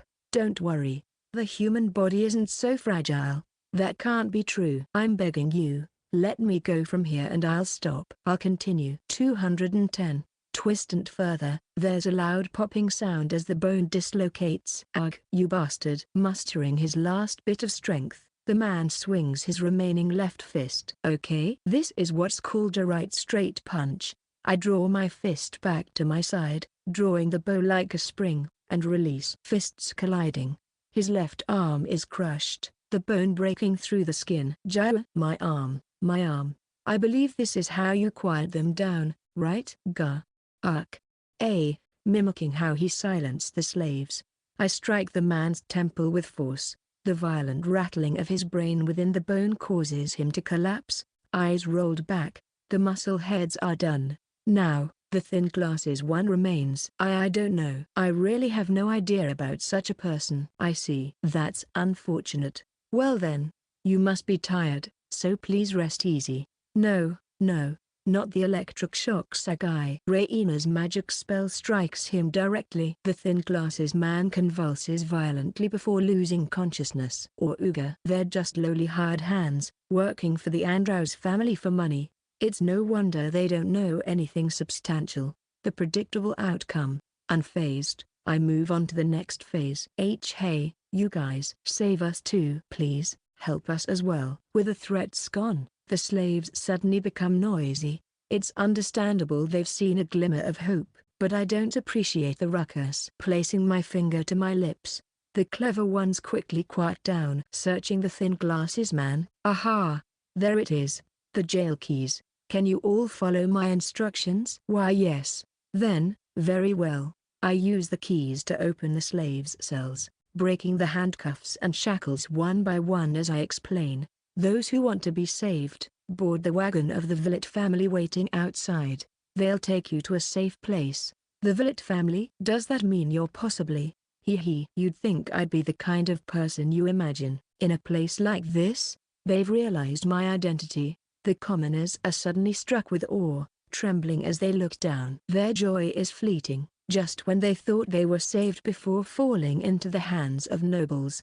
The one rescuing them is the infamous scion of the Villet family. But I won't allow any complaints. Don't say another word. All of you, move out quickly! Exclamation mark. They seem to want to say something, but I silence them and force their relocation. Humans are the kind of beings who rely on others' judgments most in crisis situations. Their overwhelming desire to escape this place as soon as possible robs them of calmness and narrows their vision. The slaves all file out without exception. I'll have to go check each of their faces once we're back in village territory. Their potential gears to keep turning for my future. Well then, Auga. Let's go rescue the imprisoned princess. Turning our backs to the door the slaves exited through, we leave the empty cell behind. There they are? No. It seems to be a miss. Then, let's head to the next one. Yes. With the door left open, we dash through the underground passageway. The underground facility is a maze of interconnected small rooms, and we're methodically searching through them all. The reason we chose to search the underground rather than the surface is multifold. On the island, Throne also had a factory for the physique enhancement elixir underground. It wouldn't be strange if the Andlaus had hidden Alice in a similar way, and I wouldn't choose to simply leave someone as powerful as Alice on this surface where she could easily escape. But that doesn't mean we carelessly open every door either. Isn't this odd, Auga? There's no one here? It's possible we've simply drawn a blank. But some of the rooms we've opened so far still had signs of habitation. The signs of recent human habitation were evident: a rumpled blanket, an unfinished liquor bottle on the table, and a framed photo of someone in a black outfit smiling back at us. However, our paths hadn't crossed with anyone yet. What's happening here? We can still turn back if you're uncertain. No, we're almost there. Let's keep moving. There was no room for hesitation. We had to remain steadfast. We were aware that Andlaus might have laid traps, but we had entered the enemy's territory nonetheless, bracing ourselves for the worst. Suppressing my anxious thoughts, I cautiously pushed open the door before us. To my surprise, only one door remained, leading onward. This must be it. If Alice wasn't here, our mission would fail. Andlaus would have successfully outsmarted us, and Alice will fall into the clutches of Flone's evil. Please let her be here, Alice, I silently prayed as I opened the door before us. Beyond lay a vast underground shelter, carved deep into the earth. We emerged onto a catwalk, surrounded by bare grey walls resembling a prison. And there she was, in the center, the very person we had been searching for. Alice. As I called out to her, she looked up. Thankfully, she seemed conscious. Disaster had been averted. Eager to share my relief, I moved towards her, only to be met with Alice's sword hurtling towards me. Huh? Lightning. A lock of my hair danced in the air. Had Raina's spell been a moment slower, it wouldn't have just been my hair in the air but my head too. The possibility of my own demise sent a shiver down my spine. Are you all right, Auga? Raina landed beside me. Her gaze towards Alice was a mixture of anxiety and hostility. Alice, too, held her sword ready, glaring sharply at us. Something isn't right. She's not restrained as a prisoner. Wait. What was happening? The only words my bewildered mind could utter were her name. Alice? Alice, Alice. Who is this person you keep talking about? It felt like I had been struck in the head.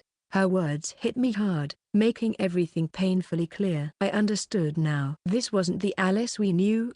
Her behavior was unlike anything we'd seen from her. We knew what could cause such a change. Dark magic. Had Flown already? No. We couldn't have missed Flone's presence. Then how could Andlaus have? Questions and possibilities keep coming up. The brain refuses to understand the current situation and tries to escape into thought. Reality, however, is ruthlessly confronted us with only facts. Allow me to introduce myself. I am Chris Ragnaker, the Sword of Lord Jude Andlaus. As a knight, I will eliminate you intruders. The once vibrant crimson eyes now bore a murky darkness. Auga. Stay with me. I'm fine now. A firm slap on my back snapped me out of it.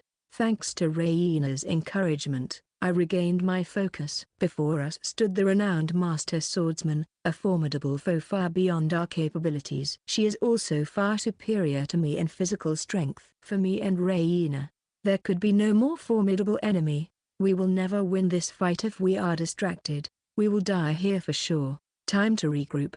Accepting that Alice was under mind control was the first step. We had two options: render Alice unconscious or use magical burial to dispel the dark magic. Either way, a direct confrontation was inevitable.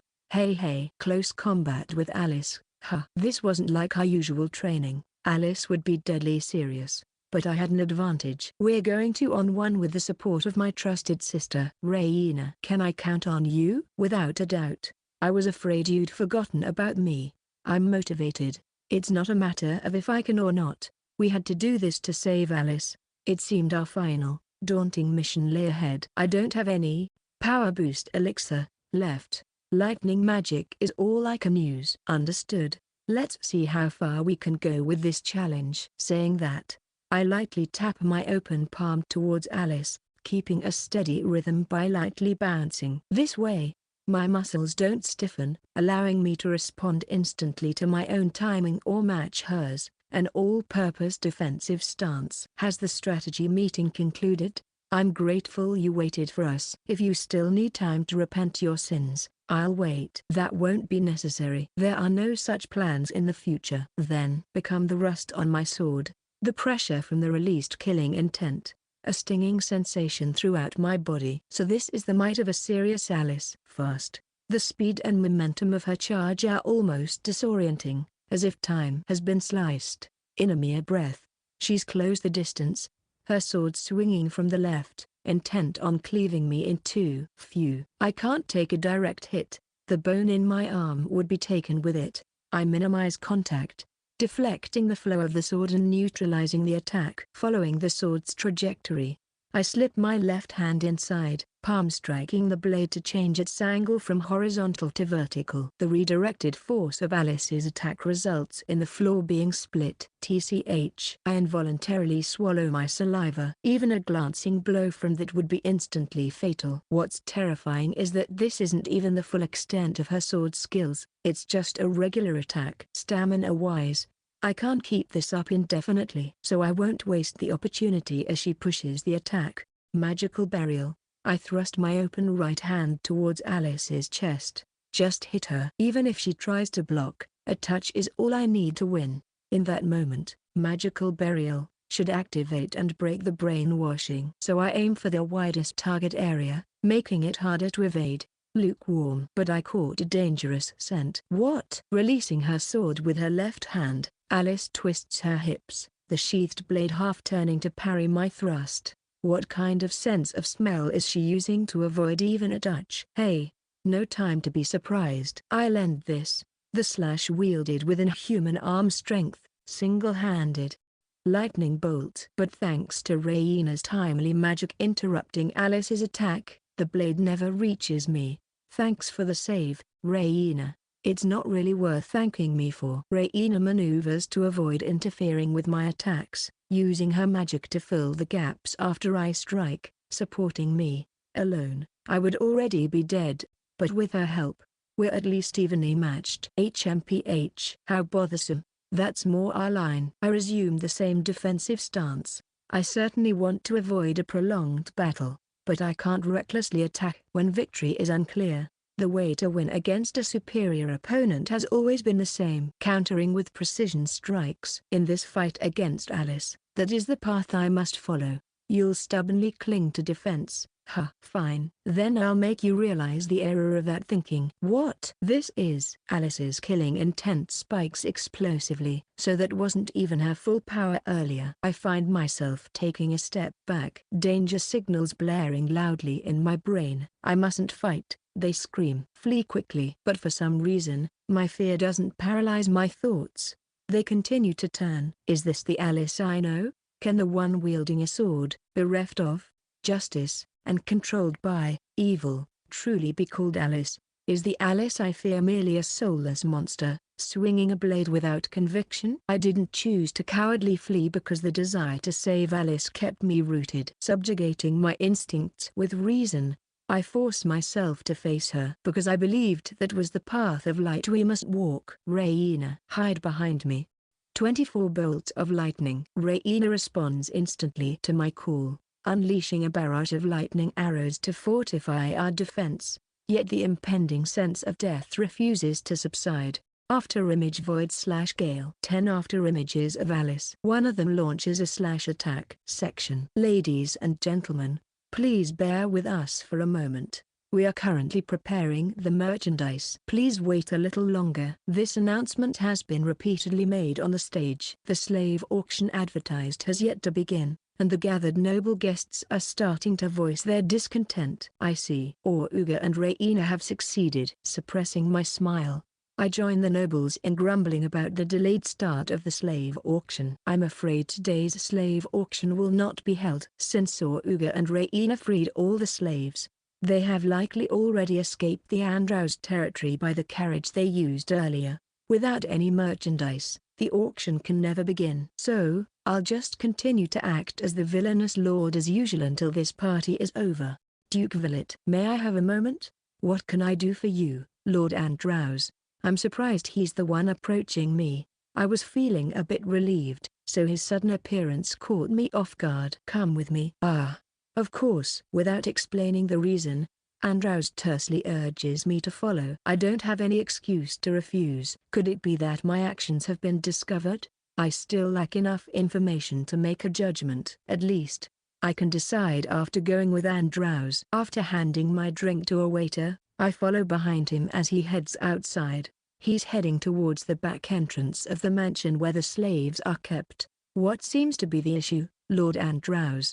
It seems some pesky rats have interfered with our slave auction. What? Is that true? My heart races. Don't panic. He hasn't said the rats are Auga and the others yet. I absolutely can't let him catch their trail. The slaves have all escaped. I see. So the auction has been delayed because of that. By the way, you also entrusted us with some slaves today, Duke Villet. My apologies for the inconvenience. No need to apologize, Lord Andlaus. We're comrades, after all. Thank you, Duke Villet. Thank you truly. As Andlaus says this, his expression shifts to an unpleasant, leering smile.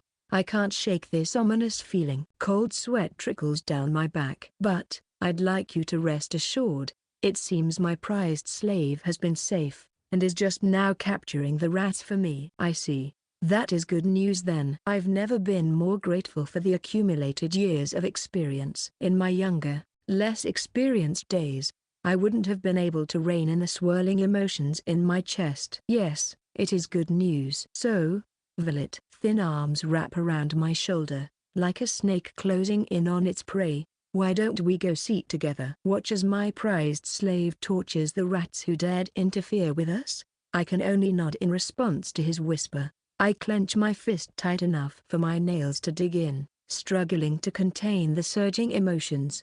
The rage towards the devil before me is boiling like magma, but the anger I direct the most is towards myself, for making the complacent judgment that Auga would produce excellent results, and bringing them this far. Despite my beloved son and daughter facing a terrible fate, I suppress this rage as the head of the ducal family. To fulfill the king's duties, I want to kill this man before me just as much. I've prepared a seat. Let's go. Ha ha ha. So you lured me here for that. I'm grateful. Think nothing of it. As we descend underground, I see 3 familiar slave merchants sprawled on the floor, apparently unconscious, but Andlaus pays them no mind. Right now, all I want to know is whether Auga and the others are safe. Suppressing my agitated feelings, I follow behind Andlaus. He's intentionally moving slowly, like an old man. I must not let my guard down. I can't afford to be caught as well. After what felt like hours, though it was only a few minutes,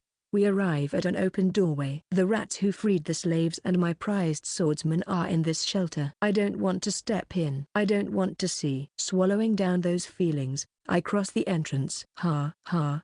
Heal, heal, heal. Below, I see Auga bleeding profusely from the chest, with Reina desperately casting heal spells section. Ha ha. Auga, are you alright? Ah, I'm saved.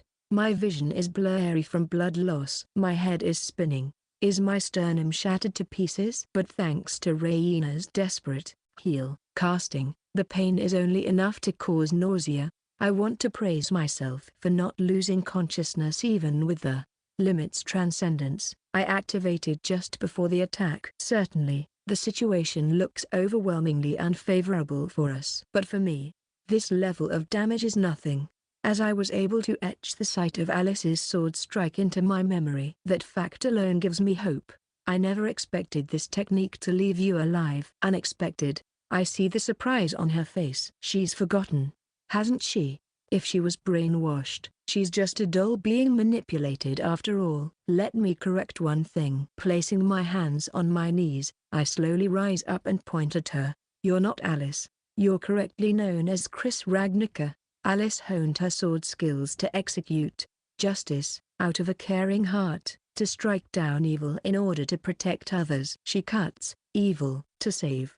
That's why she wields the sword day and night, and has achieved her current ability. But the strikes of one merely being controlled, without Alice's true feelings behind them, are nowhere near as fearsome as her usual blows. The woman before me is just a fake using Alice's specs. The killing intent is immense, true, but the weight of Alice's after-image void, when she wasn't fully serious, was more vivid, instilling clearer fear in me. That's why the earlier after-image void is a real attack but ineffective. My reason has overcome my instincts, dispelling the fear. I've been saying that from the start. What are you, Ragnica? Just kill her already. Yes, my master. Glancing up, I see the enraged Duke Andlaus and the unwavering gaze of my father.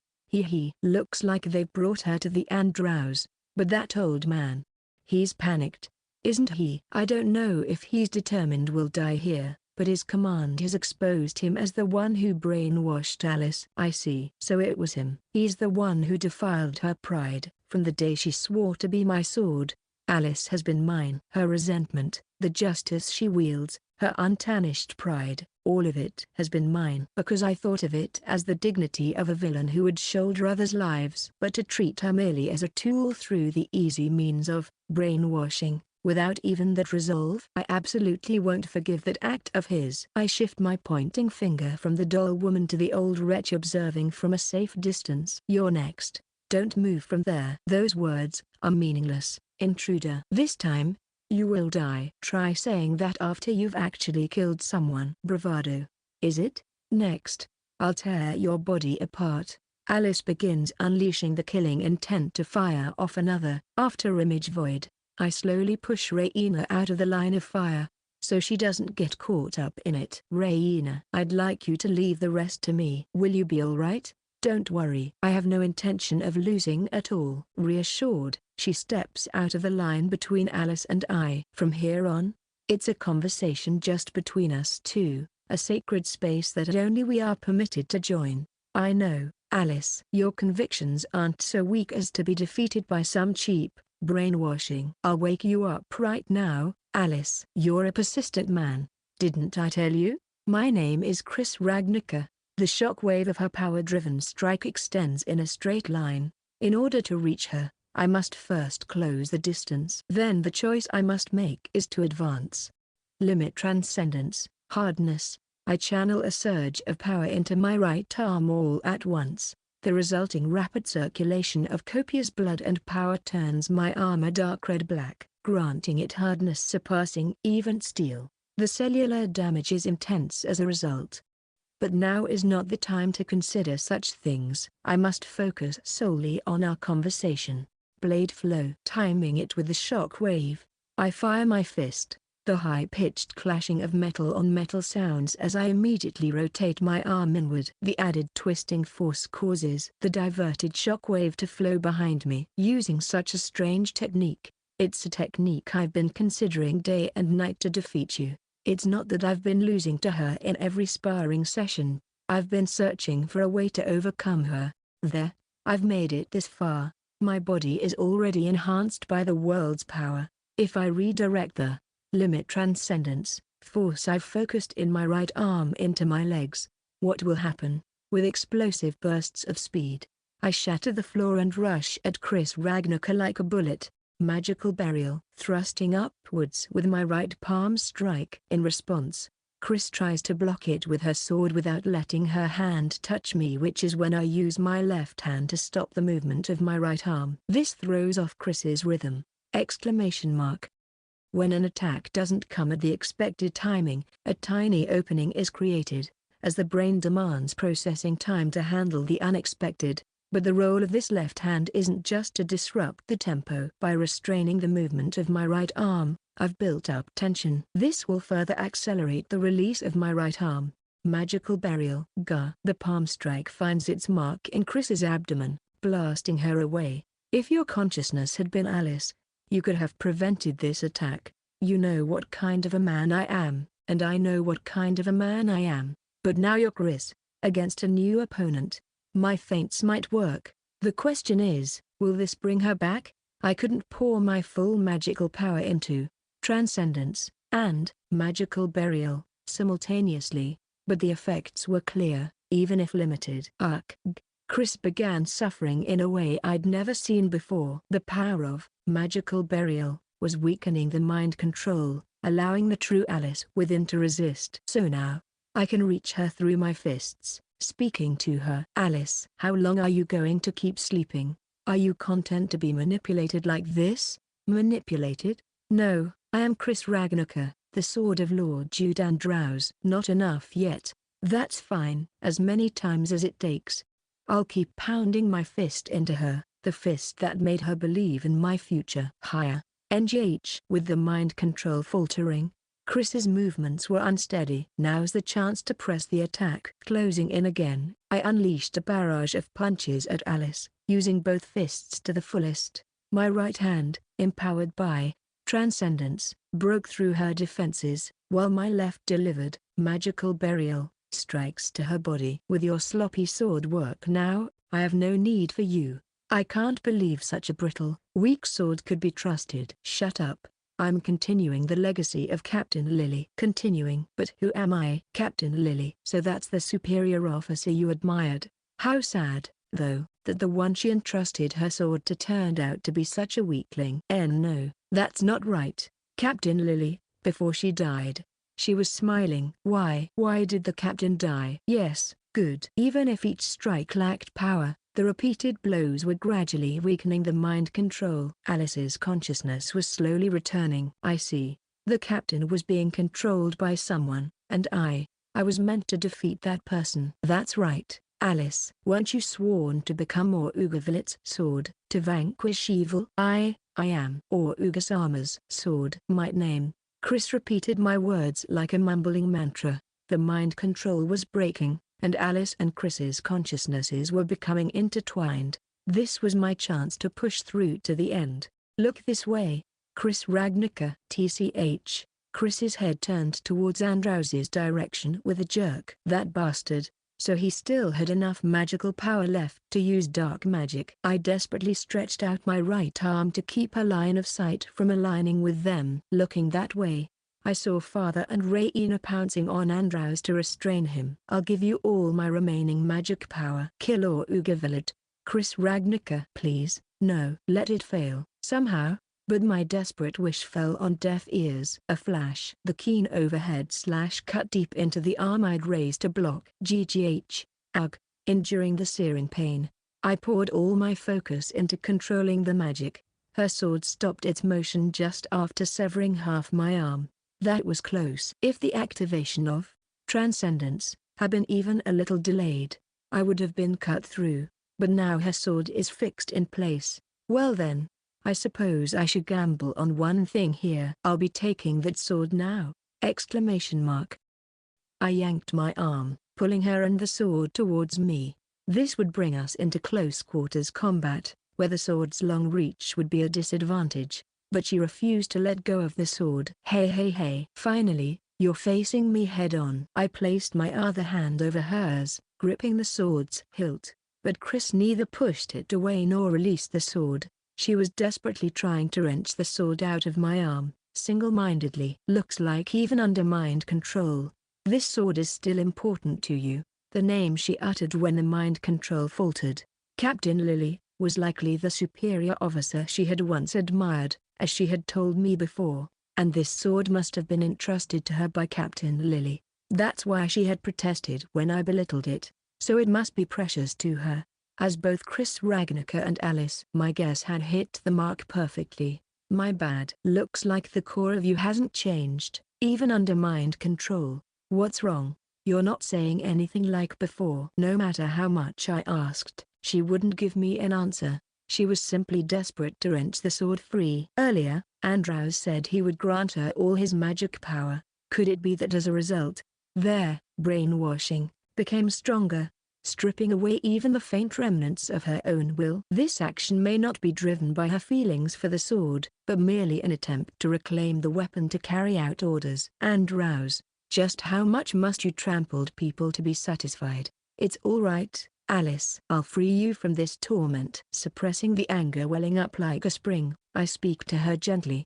The magic has permeated so deeply, to such profound depths. To undo that, I'll likely need to exert my full power, which means I'll have to release their transcendent smite, restraining the sword. After a moment's hesitation, the conclusion is swift. All right. I'll give you my right arm, Alice. With resolve, I gradually channel my magic into magical burial. The sword within my arm begins to stir with a squelching sound. Each time, a searing pain as if digging into my flesh runs through me, nearly causing me to black out. But I grit my teeth and endure. The agony of being denied one's very self, reduced to a mere puppet under control, must be infinitely more agonizing.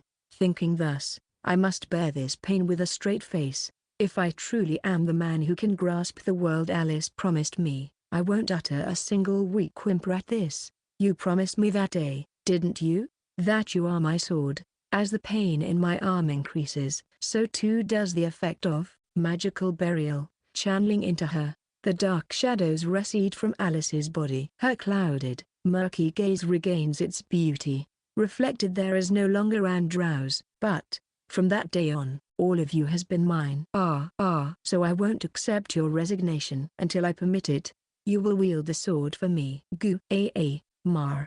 I will carry the burden of Alice's past, future, and even this agony. So, Mar. Remember the name of your master or Sama. You truly are the ultimate sword. Before magical burial could fully dispel Andlaus' magic, her will triumphed. To deliver the final push, I pull Alice into an embrace. Now, come back to me, my sword. The moment I say those words, their transcendent smite effect is completely lifted, channeling all the magic into magical burial. The restrained sword began to move, seeming poised to sever my arm, but it abruptly stops. The sound of the sword clattering to the ground. I find her arms wrapped around my back. I have returned, my master. Welcome back, Alice. Hearing her voice, which feels like it's been a long time, I embrace her tightly in return. Section. Foolish, foolish, foolish, foolish. Pinned to the ground, I cannot believe the sight before my eyes. That brat beat Chris Ragnaker? No, that's not all. My mind control, enchantment, into which I poured all my magic power, has been dispelled. The amount of magic to simultaneously control dozens of commoners, that's a level of power I've only seen from Lady Flown. What in the world is going on? Am I trapped in some kind of bad dream? Hey, it seems the victory in this match belongs to my son. Gordon Villett. Normally, I would have you arrested right here, but it seems my sons have something they wish to say to you. Responding to that is the least I can do to make amends. Now, stand up. He forces me to my feet, step by step down the stairs, wrenching my arm joint. Damn it. If only my magic power wasn't depleted. My thoughts are interrupted by the powerful killing intent that is pouring into my body. I recognize this feeling. I'll never forget it. The same as when I faced Lady Flown on the battlefield. The same overwhelming murderous aura is being exuded by the brat in front of me. The boy's injured right arm, which should have been wounded, is being healed by what seems to be one of Lady Flown's former disciples, rapidly recovering. And his piercing gaze, capable of slaying with just a glare, transfixes me. You seem unsure of what has transpired, Juke Andlaus. Eek. Called by name in that low, oppressive voice, I can't help but let out a frightened scream. I understand now. My instincts have realized the truth. This boy is also one of Lady Flown's people, a man blessed by a different god than I. I immediately bow my head, groveling on the ground. Please forgive me. I was merely following the instructions given to me by Lady Flown. Are you truly saying that in earnest? The kid approached, and as I thought, I was grabbed by the collar and lifted up. Q. It's tight. My throat's being squeezed. I see. It's tight. Huh. But the pain you've caused isn't just this. Gradually, the tightening became stronger, and my vision began to flicker. Q. It's tight. I can't breathe. If you don't treat your opponents like humans, then I won't treat you like one either. Feeling relieved from the pain, I felt a sense of floating. When I looked down, my body was floating. No, that's not it. I had been thrown into the air, and when I understood that, the descent began. Grit your teeth, you scum. You are. A powerful blow to the face. Feeling the sensation of my nose and teeth shattering, I was thrown against the wall. Ida, it hurts. Why do I have to go through such a terrible experience? There was nothing in my mouth but the taste of blood. Broken teeth fell onto my tongue. This power. No, it's not human. I was trying to defy another god, to be killed. I'm going to be killed just like this. Please just forgive me already. Seeing the approaching figure of the god, I begged for forgiveness with all my might. I bowed my head repeatedly, squeezing out apologies in a barely audible voice, but the murderous intent in front of me showed no signs of subsiding. Whether I forgive you or not, that is not for me to decide. It's my sword's decision. There was the sound of a sword being unsheathed. At that moment, tears overflowed as if a screw had come loose. I am going to die. I'm definitely going to be killed. Look at me. Ugh. My chin was forced up forcibly. There is only one thing I desire from you. There stood a real demon. Ogu po oe. Unable to bear the successive waves of agony and fear, I vomited stomach acid refluxed from my stomach onto the floor. I felt my consciousness fading. It's okay. Hurry up and kill me. I hate pain. I hate suffering. It's her. If I hadn't met her, if I hadn't met Floan, I could have lived peacefully. I felt the cold touch of metal on my neck. Even though my head was messed up from the pain and everything, I somehow knew immediately what was going to happen next. The coldness left my neck, and I saw a blurry silhouette move. Immediately afterward, my body understood what was going to happen, and I trembled. Warm liquid leaked from my loosened groin. Repent for your sins in hell. As I created a yellow lake, I realized my own end. Section. A yellow mixed lake spread out on the floor. There lay Andlaus, who had lost consciousness, collapsed. Is it really okay, Alice? Yes. He wasn't worth dirtying this sword for. Her smile was soft, as if something had been lifted off her. Thank you, Ugasama. I have achieved my lifelong goal. I see. That's good. If she made that choice, I wouldn't say anything. If I infer from the words she spoke when she was brainwashed. Captain Lily was manipulated by Andlaus and met her end. So when Alice learned of Andlaus's existence, she went in alone. As a result, being manipulated just like her respected superior would have been the greatest humiliation for her. Actually, if the man who was her target for revenge had brainwashed her, I think it would be natural for her to take his life. However, I respect her decision. If I were to distort my opinion here, it would be equivalent to manipulating her like Andlaus did. But the story changes from here. Normally, this would be the end of it. But things aren't that simple. I have one more important mission ahead of me. It's different, Alice. You know what you have to do. Yes, I think I can atone for all my sins if I give my life. Persuading the resolute maid with such determination and bringing her back home is the most difficult mission. No, that's not it. No. This is all I have. Acting alone without telling Ugasama, and causing trouble. And even more so, pointing a blade at Ugasama. It's not up to the level of a retainer. Why are you running in the wrong direction? Even though Andlaus isn't dead, I absolutely won't allow an ending where you die. Wasn't it the result of actions taken to avoid causing us any trouble? No. It's all the mistakes I invited by acting for my own sake. And she continued. Though I am deeply grateful to you for taking me in, my lord, I have resigned from being your maid. I cannot permit myself such selfishness any longer. You resigned as my maid? What is the meaning of this, Alice? I have left my letter of resignation on the desk in my quarters at the servant's residence. A resignation letter? You mean this? Saying so, I take out a note I had concealed in my pocket. I see. Please allow me to take my leave. I see. I toss it up into the air, allowing her to make her choice. I declare sharply, Cut it down, my sword! Exclamation mark. Reacting to my words, she did not even hesitate and drew her blade. In a fleeting sword flash, the note was sliced into pieces that fluttered down and landed on the lake's surface, rendering the words illegible. Any evidence of that resignation letter had vanished without a trace. Kyukakaku. It seems your heart is telling you that you do not wish to resign. Alice's eyes widened at my words. Allow me to enlighten you, since you appear confused. What Alice ought to do now is respond truthfully from her heart to my inquiry.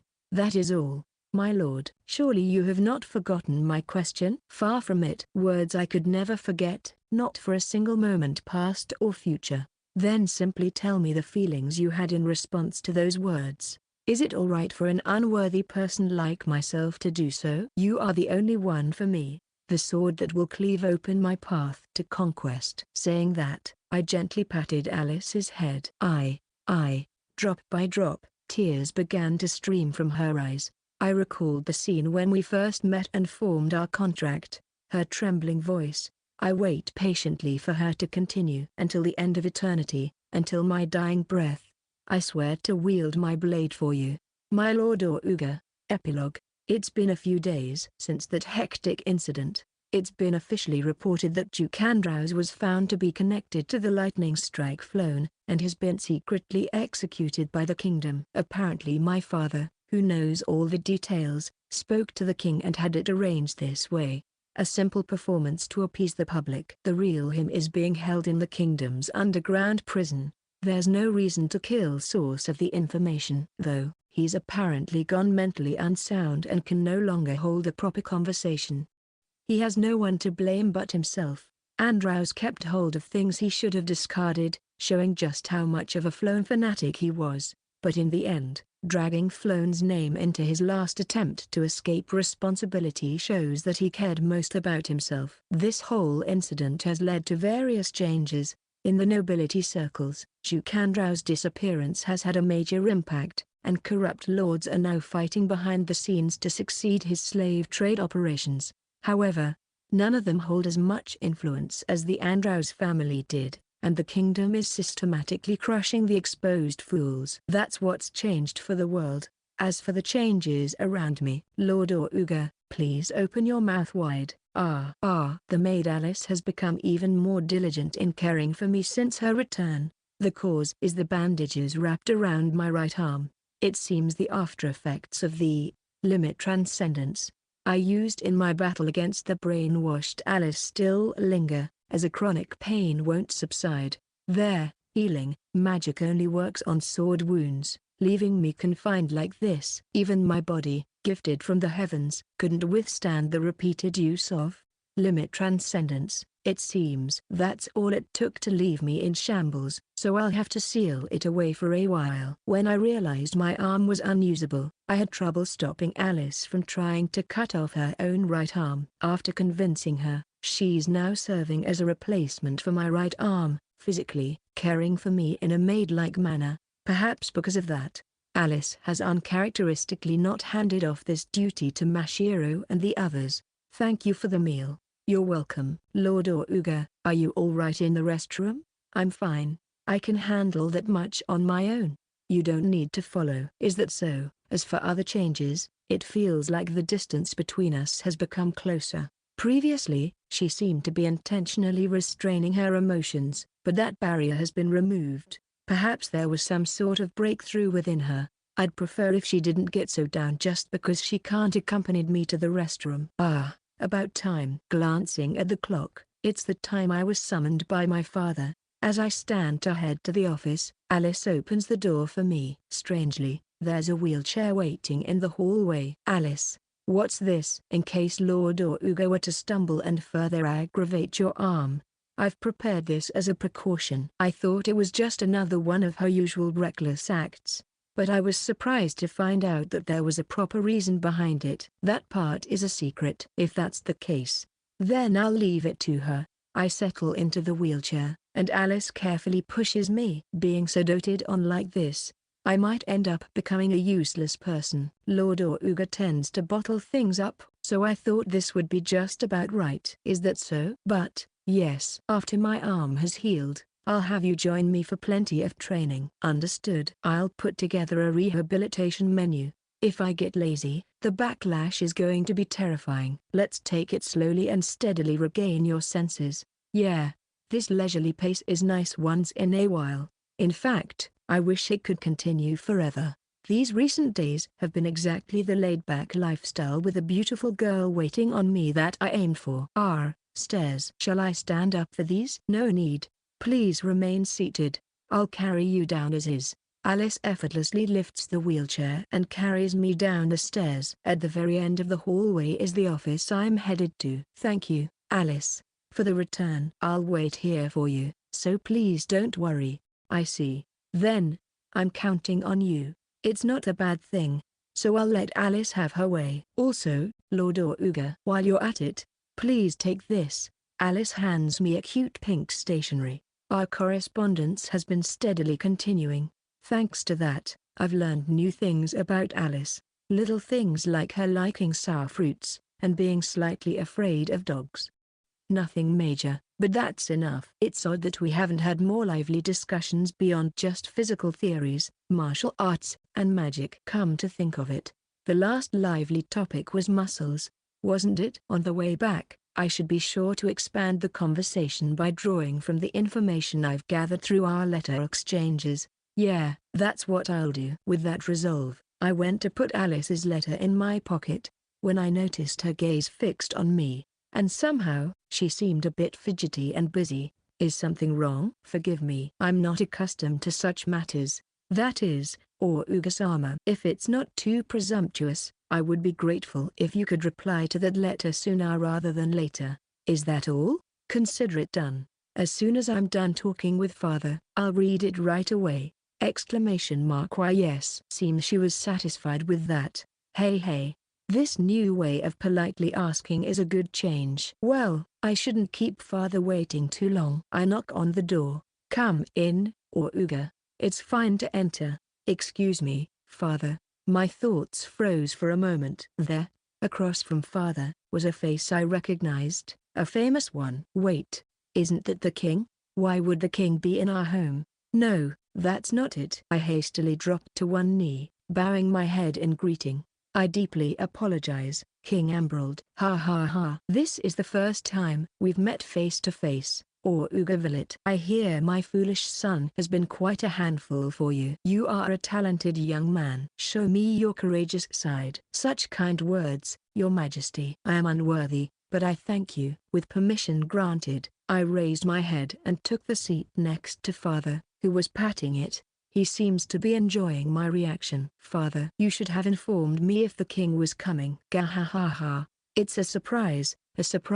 Caught you off guard, didn't I? I nearly had a heart attack. Ah. My apologies, Oruga. I asked Gordon to keep it quiet. With the king saying that, I couldn't argue further. I've decided to play the obedient part, lest I draw the attention of the highest authority. Well then, Oruga has arrived. Let's get right to the main topic. Forgive me, but I know nothing of the content. What is this about? No need to apologize. This information is being disclosed for the first time, and Oruga, it concerns you greatly. Me? The king nodded with a pleasant smile. I've heard about your exploits in the Andlaus incident. Quite the accomplishment, I must say. No, it was not solely my own power, but with the cooperation of Father and Raina that we succeeded, and tracing it back, I was merely acting on personal motivations, but the result is that you've chipped away at Flone's foundation. As a nation, as the king,